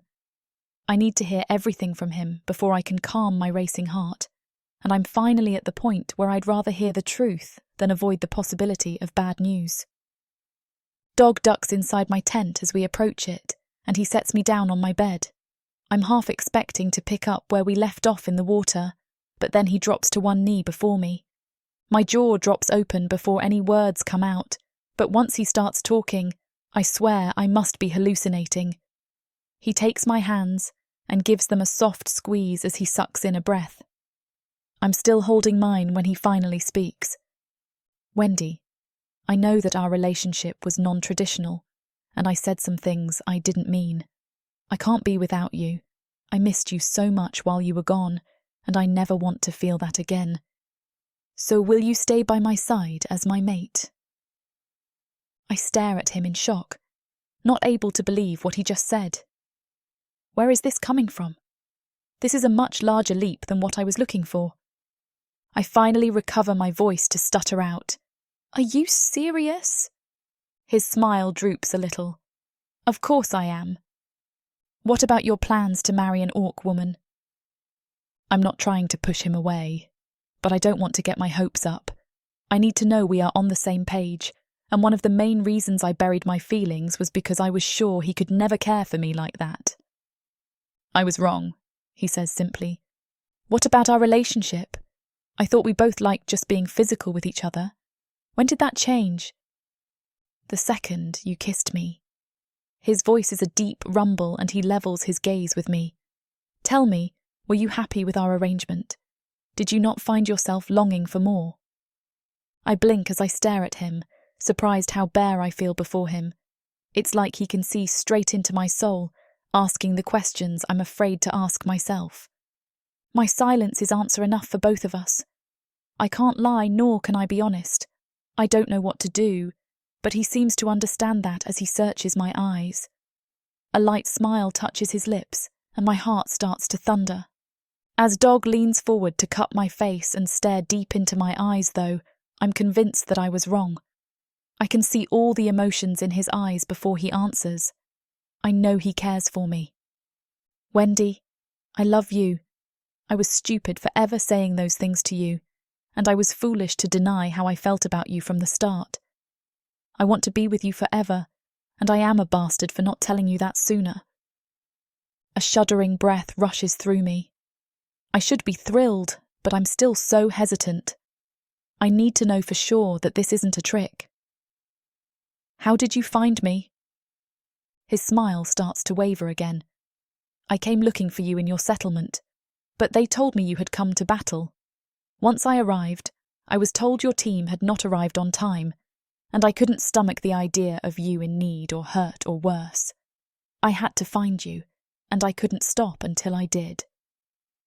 Dog leans his forehead against mine, and that jolt of electricity that I felt the first time we touched runs through me. I couldn't live in a world where anything happened to you. I will never let you go again. I will always be by your side, helping you through everything. His eyes bore into mine. That is, if you will have me. Tears start to gather in my eyes, and my chest is tight. I want to push it all away, but I'm starting to feel so overwhelmed. I can't believe what he is saying to me, especially after my encounter just a day before. That experience also reminds me that if I spend my life being afraid, I'll lose out on the things I care about most. If I can't let my guard down and let him in, then I'll lose him. I know that I don't want that, so I lift a hand to his cheek, pressing it against his skin firmly. I love you too, I whisper, and his eyes sparkle at my admission. Tears start to flow down my cheeks silently, caught by his hands as he fiercely wipes them away. I should have told you before, but I'm telling you now. I love you. Dog gently extracts himself to me, and my sobs stutter in surprise. He sinks back on one knee, and I realise what he's doing, only making me cry harder. Wendy, I want to ask you again, will you be my mate? This time I nod, throwing my arms around him. He catches me around the waist as I launch myself at him, crying out, Yes, yes, I will! His hands brush down my back, and he pulls me back to look up at me. I grin, sniffling and scrubbing at my face before leaning down to kiss him. Our lips never meet, though, as someone barges into my tent unexpectedly. My head swivels to the left, and I swear time slows down for me to see every second of my father's reaction. Wendy! He starts as he ducks in, but then he freezes just inside the flaps.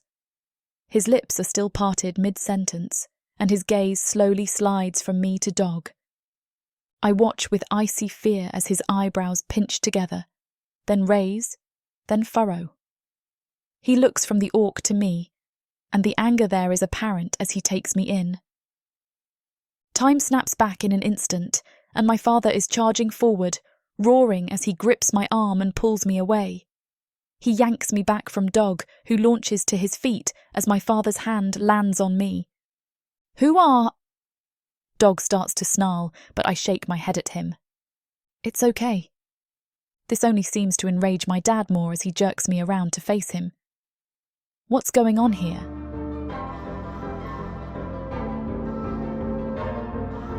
Chapter 26. Wendy.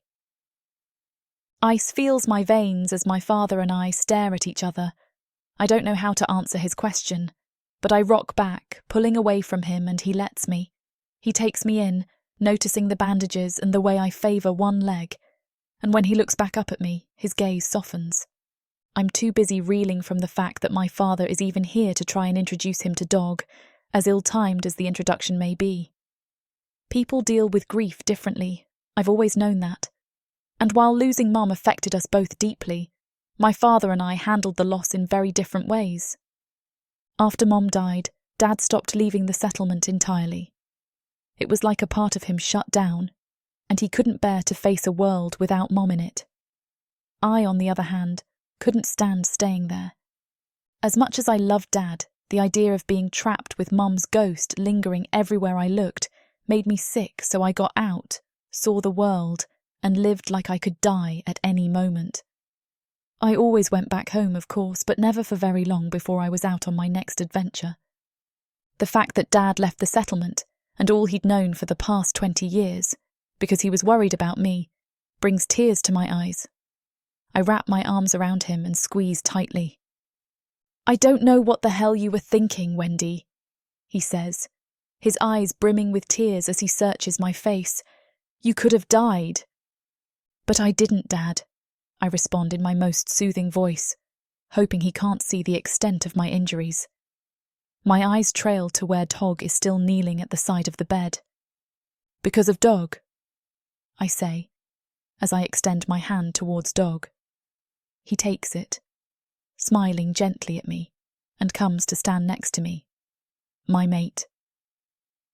My father's face goes slack with shock before deepening into shades of red I'd never seen before. "Mate, my ass!" he shouts, his chest puffing as he looks up at Dog. "Get your hands off my daughter."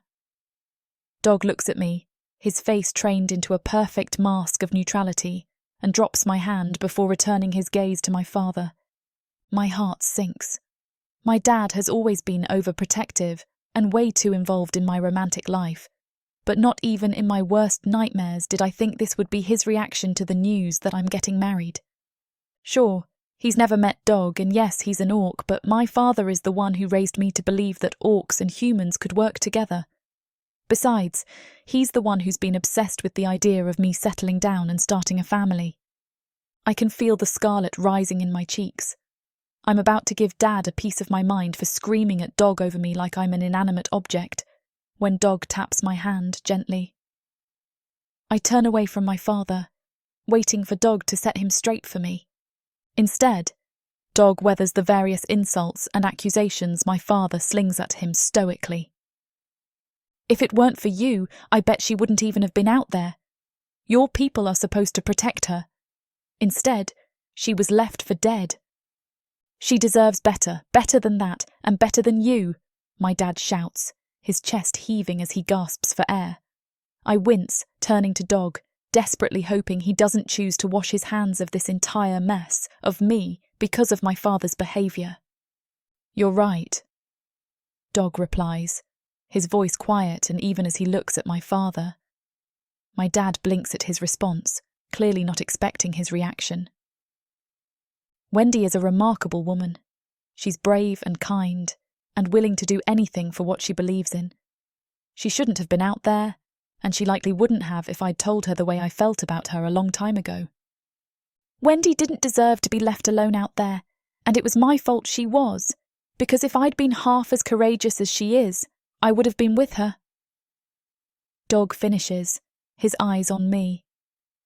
The tears that had been swimming in my eyes since Dog's proposal and my father's arrival finally freefall down my face at his admission. I had almost forgotten my father was in the room. "Damn right," my dad grumbles, sizing up Dog. He's clearly still angry, but Dog's speech seems to have taken the edge off, seems being the operative word. "Come on then," my dad says. Dog nods once and goes to follow him as my dad turns back towards the door. Excuse me?" I ask to their backs as I go to move to follow them. My father turns around, giving me a hard look. "This isn't your concern, Wendy," he says sternly. "Besides, you're in no shape to be up anyway." "Not my concern," I echo back, anger beginning to seep into my voice. Dog is at my side immediately, leaning down so that we are at eye level. Wendy. His voice is soft, barely above a whisper, as he cups his hand around my cheek gently. Please, just rest. Everything's all right. I search his eyes for a moment, biting back my panic at the idea of losing him a second time. Dog seems to understand without me having to say a word. I'll be here tomorrow, and every day after that. We won't be without each other again, he promises. He leans forward, briefly letting his forehead touch mine, and then he's at the door with my father again, and then they're gone. All day, I've watched my father work Dog like an animal. And all day I've watched Dog bend to his will as if he has none of his own, which we both know to be simply untrue. Men drive me insane. I can understand my father wanting to get to know Dog, the kind of partner he'll be, how we work together, and other things of that nature. This, however, seems like my father is on some sort of self-inflated power trip, trying to force Dog to prove something. I am not some pretty little prize to be won and handed from one man to another. I seethe quietly to myself as I watch Dog heft a third, impossibly large load of firewood onto his back to carry into the centre of camp. I've tried to intervene, to talk some sense into my father, but Dog has stopped me every time. He insists that he's happy to do the work, and all but begs me to stay out of it. Yet another utterly infuriating thing about this situation. They both keep treating me as if this is something that doesn't concern me, when they're both acting like children fighting over their favourite doll. I've decided I'm furious with both of them for this, but stay out of it nonetheless, watching from afar as I do idle work the medics in camp approve of while I heal. Twilight falls quickly, and my father orders Dog to go and fetch fresh water for his tent. Dog drops what he's doing and turns towards the centre of camp with a nod, on his way immediately like a well-trained pet. It's all I can do not to scream when my father turns his gaze to me, his face softening as he closes the distance between us and ruffles the hair on my head. How you doing, kiddo? You're joking, right? I bite back, letting the venom creep into my voice. He smiles at me, something playing in his eyes that I can't quite read. His smile turns sad at the edges as he looks down at me. Your mum would be proud of the woman, the person you are. You're more and more like her every day. I blink back the tears that spring to my eyes. Dad hardly ever talks about Mom anymore. He presses a kiss to the top of my head and walks back into his tent without another word, leaving me dumbfounded as I make my way back inside my lodgings. I hear Dog return a moment later and enter my father's tent. The minutes tick by and I begin to wonder what the hell they could be doing. And what the fuck was that bit about Mum about anyways? I think to myself, growing angrier by the second. He doesn't get to use her to distract me or justify his idiotic behaviour. I'm on my feet as fast as my battered body can take it and storm to his tent. I've had enough of this. I burst through the entrance of the tent, ready to unleash on my father and Dog both for this childish display of egos, when the scene laid out before me stops me short. Dog and my father are seated on cushions with a bottle of orc mead between them, laughing in the soft glow of candlelight illuminating the cosy tent. And did she ever tell you about the time she ruined her poor mother's rose bushes? My father says, wiping tears of laughter off his face. Dog sees me standing in the entryway of the tent and gives me a devilish grin. She mentioned it in passing, but I'm certain she left out all of the most interesting parts, he says, as they descend into laughter again. My dad follows Dog's gaze to me and stands to wrap me in a tight hug. You've always either worried too much or not enough, kiddo, he says as he releases me, my arms still hanging limply at my sides in shock. Are they drunk? I think, looking between the two of them, astonished at their sudden friendliness. Dog is a wonderful orc, Wendy. I'm thrilled to give the two of you my blessing. It takes me a moment to register my father's words, but the moment they sink in, I throw my arms around his neck. Thank you, I whisper, as I squeeze him tightly. On one condition, of course, he follows. My brow furrows as I look at him. I get a grandchild sooner rather than later. He finishes with a grin. Dog chokes on his mead as I laugh. Yeah, that's my dad. Chapter 27. Dog. It takes quite some time for Julius and I to convince Wendy to go back to her tent and get some rest, but she eventually relents, although not without demands. We promise to be nice to one another, and Julius promises not to tell too many of her childhood stories while she's not present to defend herself. Only I see his fingers crossed behind his back. When Julius returns to the tent, we talk some more. It's mostly about Wendy, her childhood, and stories of her various exploits, but also about the war effort and the tentative truce between our people. Although I am enjoying Julius's company far more than I'd expected to, I'd rather be with Wendy. As Julius talks, I refill his glass with a bit more mead than necessary.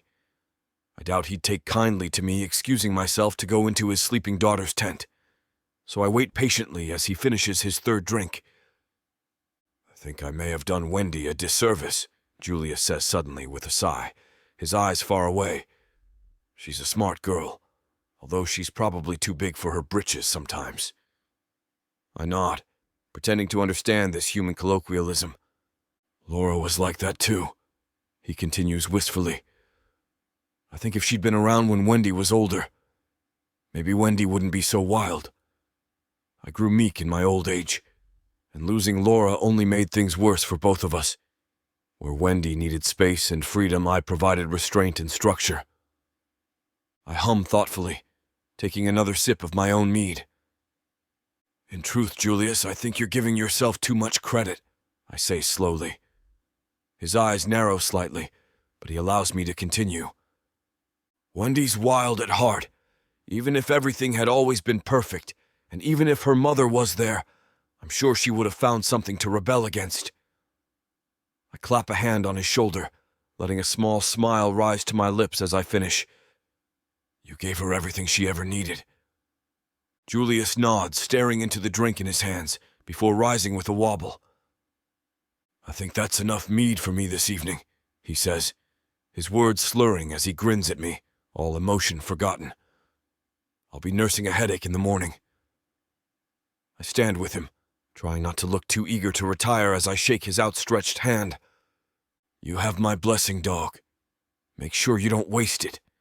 Every second is precious, Julius says, as he turns towards his bed with a slight stumble. I won't, I tell him, pushing aside the flaps of the tent. The cool night air greets me, a breeze playing across my face as I stride towards Wendy's tent. Every second is precious indeed.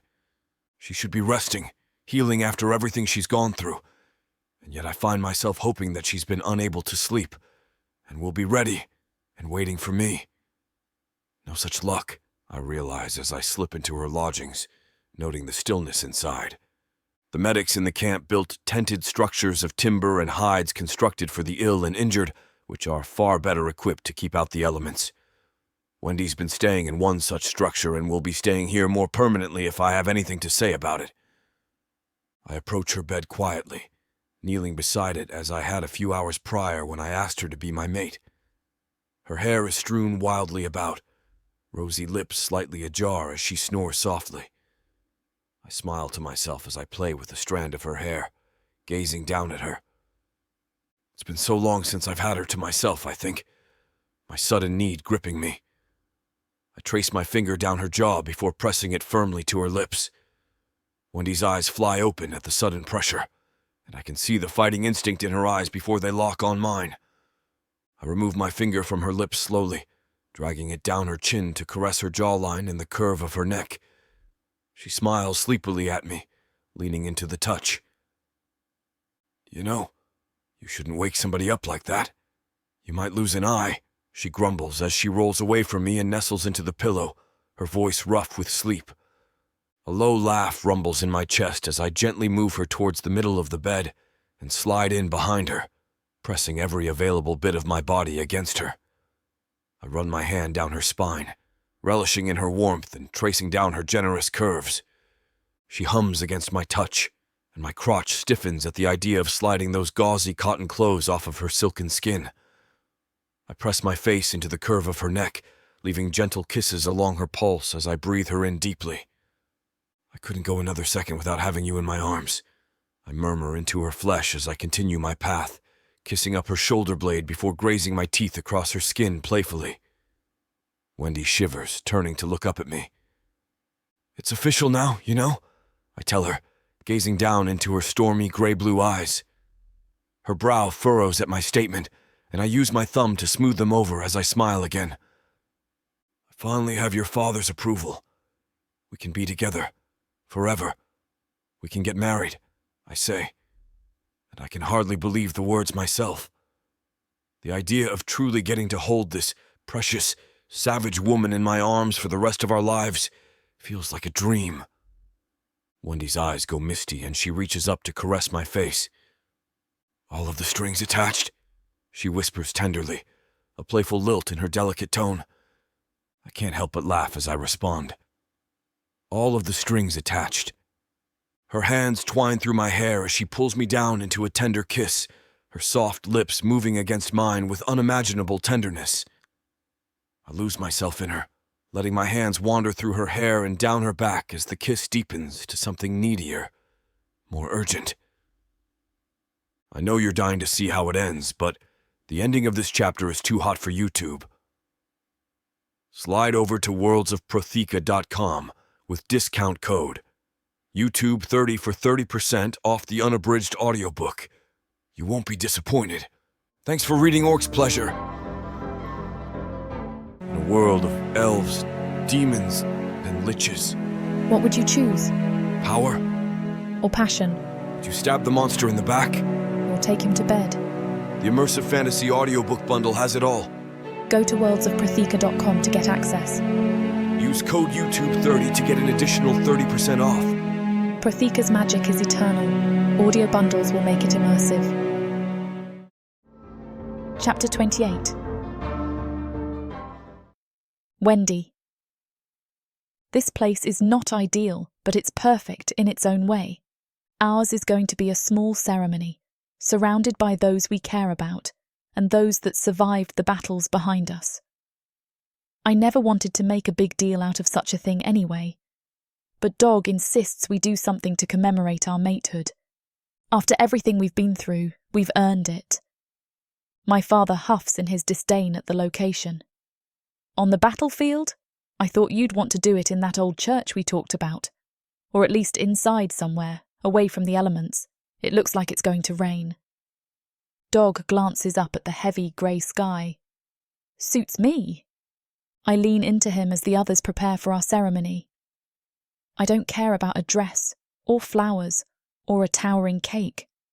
I just want to be with him. That's enough for me. Dog's second in command comes to him with his clan's concerns regarding the future. It's not about us, but about who will be in charge while we're indisposed. You will, Dog says simply. Take good care of them. You mean, Uglan stutters, while you're away, right? And afterwards, he says with a shrug. As long as you like. I trust you. Uglan steps away, stunned by the news. Dog is willing to give up his coveted station just for me. I don't have the words when he turns back to me, and the first drops of rain begin to fall on the canvas that's being erected above our heads. He holds my hands in his. We have no gifts or testaments of our love, but he pulls out a grass ring from an inner pocket of his shirt, carefully braided into something sturdy with a little yellow flower at its centre, and offers it to me. I grip his hand in surprise. We should wait until the ceremony. That's when I realise our loved ones are already crowded around us, hushed and waiting. Even the scent of the battlefield and the growing rain can't dampen the solemn expectation growing around us. This is it, I realise silently, holding my breath lest my excitement escapes. Dog begins to speak, and even my father leans in to better hear his deep timbre. I made an oath once. A long time ago. I thought I knew what I wanted back then. But I realise now I had made that oath out of duty and not love. I didn't realize what the future would bring. And when you, Wendy, walked into my life, I had no idea what to do with myself. I thought I had everything figured out, but I knew nothing. Nothing at all. There is a brief silence as I digest his words. He continues reverently, placing the little grass ring around the third finger of my left hand. When you went away, I lost something vital to my existence. The thought of never seeing you again destroyed me, and I couldn't abide. I didn't care about the oath I'd made any longer. It simply didn't matter. My breath catches in my throat. Dog. He kisses my knuckles. You gave me something to fight for, Wendy. Like I never knew I could, and believe me, I have the scars to prove it. A small laugh goes around the gathered crowd. When you accepted my proposal, he continues, I was the happiest orc in the world. And as long as you don't leave me here, in the middle of this battlefield, any other orc would be hard-pressed to compete. I love you, Wendy, more than I can say. Tears sting my eyes, and I can't help but smile. I love you too. The small crowd claps for us softly, going quiet when I raise my voice to say my own vows. Dog, we started our relationship in secret, without knowing its direction or even if it was meant to be. I can feel my father balk at that new information, but I ignore his lone and silent annoyance. I think I loved you the moment I laid eyes on you, though. You seemed like the kind of orc closely guarding a golden heart, and I dared to find it. I'm so glad I did, because you defied everything I thought I knew about your kind. It's so easy to trust you that I understand why you became a chief. You have a deep love for your kind, and I would never want to get in the way of your duties or your oath. He's about to protest when I put a finger to his lips. I know, I emphasize, you didn't break your promise easily. That's just who you are, and that's why I'm proud to call you my mate. The clapping rises around us again, and we finally kiss, with me on my tiptoes, barely able to reach him. He sweeps me up in his arms and spins me around before setting me back down on the uneven earth, winded but thrilled. The others congratulate us, his clanmates clapping him on the back.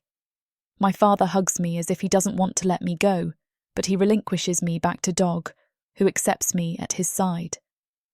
A small feast has been prepared, despite the hasty plans, and we break bread together, humans and orcs, over a union that will help shape the connection between our species.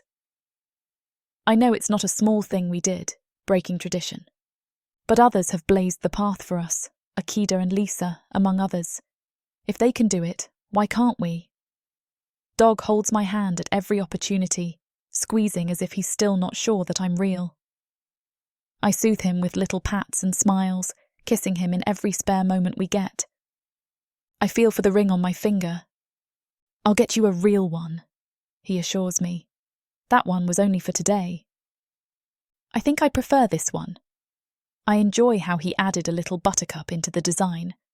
It is too bad I can't keep it forever. You did a wonderful job. I didn't know you could weave. I'm glad you like it, he says, his jaw working as if he's considering something. I have never thought to ask, but where would you prefer to stay? I'm sure Akida would be willing to put up with us for a little while longer, but I have a finer place in the Beheaders' clanland. Didn't you just give that up? I ask of his station. They wouldn't dare take my home from me, I can assure you that. And with the keen glint in his eye, I believe him. Whatever you decide, Wendy, I will happily follow. My smile is wan. I'm tired after the long day, and my belly is full of good food. I lean into him, and he links an arm around me, pulling me against his broad chest. Wherever you are, I tell him, that's home to me. A breathless laugh escapes him. You stole the words right out of my mouth. Or maybe you stole them from me. I glance up at him with a wry grin. His lips meet mine in a tender caress. His warmth fills me with hope for the future, even as this war refuses to end. Our enemies are everywhere, and our resources are limited. I don't know how many days we have left to be with one another, but I refuse to entertain uncertainty for a moment longer. Chapter 29. Dog. Finally, I think, pushing the canvas door open and carrying Wendy into the humble space of our shared tent. It's been a long day, but it was worth it. At least here we'll get the privacy a new couple requires, pitched some distance away from the rest of the camp. It's strange that our relationship is no longer a secret.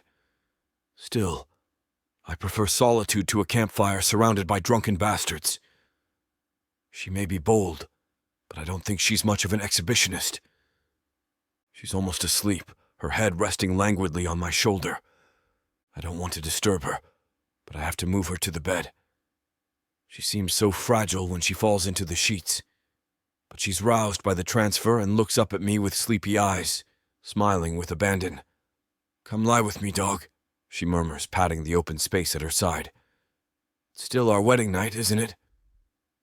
"We have about an hour before midnight," I assure her, slipping into the bed beside her. "Good," she says with a sigh, nestling up to me. "We have plenty of time then." My chuckle is deep and full. "Only if we hurry. Sorry, it looks like this chapter is too much for YouTube to handle. To get access to the uncut scenes, head over to worldsofprotheka.com and grab the unabridged version of Orc's Bride. Get a 30% discount that applies to any digital product by using the YouTube-exclusive promo code YouTube30 at checkout. Back to the story. Chapter 30. Wendy. 2 days of pure bliss is more than I could have asked for.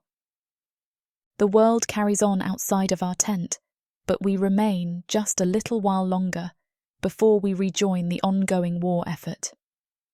Dog lays back with his arms folded behind his head, eyes closed. I lay beside him, deliciously sore from our romp. "Dog," I murmur, trying ineffectually to straighten my mussed hair. "Are you awake?" His throat works, but nothing else moves.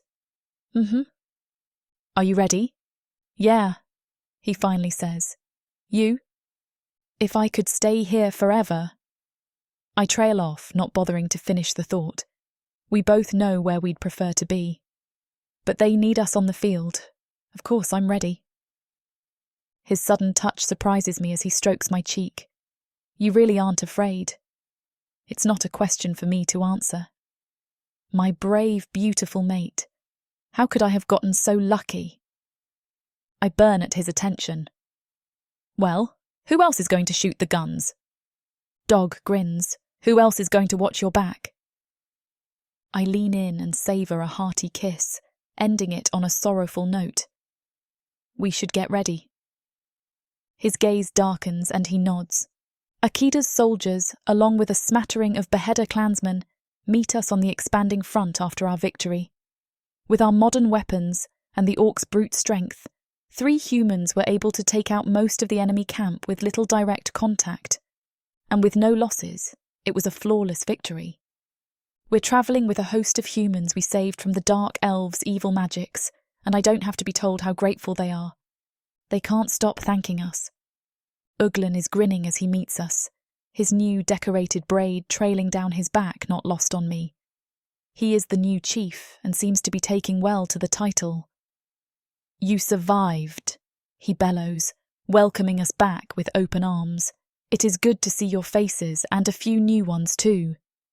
Dog is beat, but he accepts his embrace. "And much more than that. Gather the others. We have a lot to talk about." The sun is finally beginning to set when the leaders are all assembled. My father among them, along with Akida and Harok, who have spared enough clansmen to make this fight worth it. Akida speaks first. "Are the rumours true?" I nod grimly, knowing what we all saw. The survivors are witnesses too, and they can tell the tale better than I. One of them speaks, looking nervous about talking with a group of orcs, but he seems to settle when he realises they're friendly. They travel freely between our world and theirs, They've calculated the Earth's coordinates and come and go as they please. Dog is already silent. The others join him. My father decides to break it. It's worse than we thought. Do we know how? The few that might know shake their heads. We searched for anything that might have transported them, I say, but it looks as if they travel by magical rifts. The ground was scorched black beneath their encampment, and there was evidence of corpses buried hastily behind their camp. Could it be, Akida interjected, that they're using living reagents to conduct their rituals? A shaman from Harrock's clan pipes in. We can take a look. Do so, says Harrock, his brow furrowing. We'll follow up. Was there any indication as to why? Another orc asks. Why are they here? They're already destroying one planet. Isn't that enough? Dog looks to his soldiers, then shakes his head. Maybe they're scouting out this planet. Who knows? But we need to stem the flow before they come in droves. This planet is a precious resource and needs to be protected from them.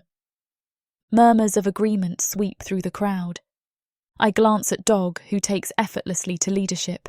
He might not be in charge of the Beheader clan, but he is a savage in a fight, and I trust him with my life. The others seem disappointed that we didn't gather clear answers. Maybe the humans we saved will shed more light on the situation as they recover, but for now we all have to rest. There's no reason to exhaust ourselves when tomorrow we'll be back out on that field, killing Dark Elves. Dog seems to notice my fatigue. We should turn in. We have a long road ahead of us before this war is over, and much more to consider. He leads me away from the crowd, and we find a soft, grassy patch under the stars and lie down together. He lets out a long, terminal sigh. This was not how I'd hoped the beginning of our matehood would go. I don't know what I'd hoped. Maybe that we'd have more time. What are you talking about? I ask, laying his head in my lap and stroking his wild, dark hair. We have all the time in the world. He looks up at me, his troubled expression fading. Every day, I murmur, tracing the strong lines of his face. We go out and kick some Dark Elf ass side by side, and every evening. I pause to hear the sounds of night creatures all around us, singing and buzzing in this pristine evening. We get to be together under the stars. I look down at him again, staring into his eyes that are filled with wonder. What more could we ask for? A smile brightens his features. Have I ever told you how beautiful you are? Every day since you finally came to your senses. His laugh is low. Took me a minute. I know, I say, knocking his forehead gently with my knuckles, but I'm glad you did.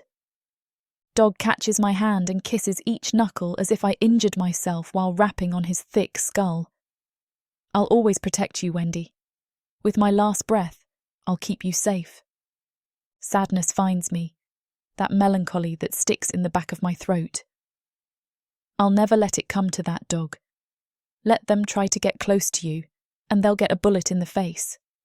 I don't care what kind of bullshit magic they have. They've got nothing on me. He's staring up at me again, as if he still can't believe I'm really real. Who knew humans could be just as brutal as orcs? We did, I say, stroking his cheeks absently and enjoying the stiff stubble that's starting to grow. It distracts me from yesterday. But that's all behind us now. We have a new future to look forward to, and I'm not going to let it slip away. He sits up and embraces me. Me neither. I love the way my heart soars when I'm in his arms. He squeezes me close as if he refuses to let me go. Let's stay here, just a little while longer. I want to memorize the stars with you. I lean into him. We do have names for them, you know. I didn't, he says with marked interest. Tell me about them. His smile is infectious, and I have to tear my gaze away from him to focus on the sea of stars above us. See those three? We call them Orion's belt because they're attached to Orion. He points in the wrong direction, and I guide his arm. Those three? Yes, I say with a grin. They call him the Hunter because he's always holding his bow at the ready. He was a friend of Artemis, the goddess of the hunt. That sounds like you, he murmurs into my hair. Are you related? A mirthful laugh escapes me, and I kiss him for his naivete. He forgets his question and kisses me deeply in turn. A brighter future is already within our grasp. We just have to take it,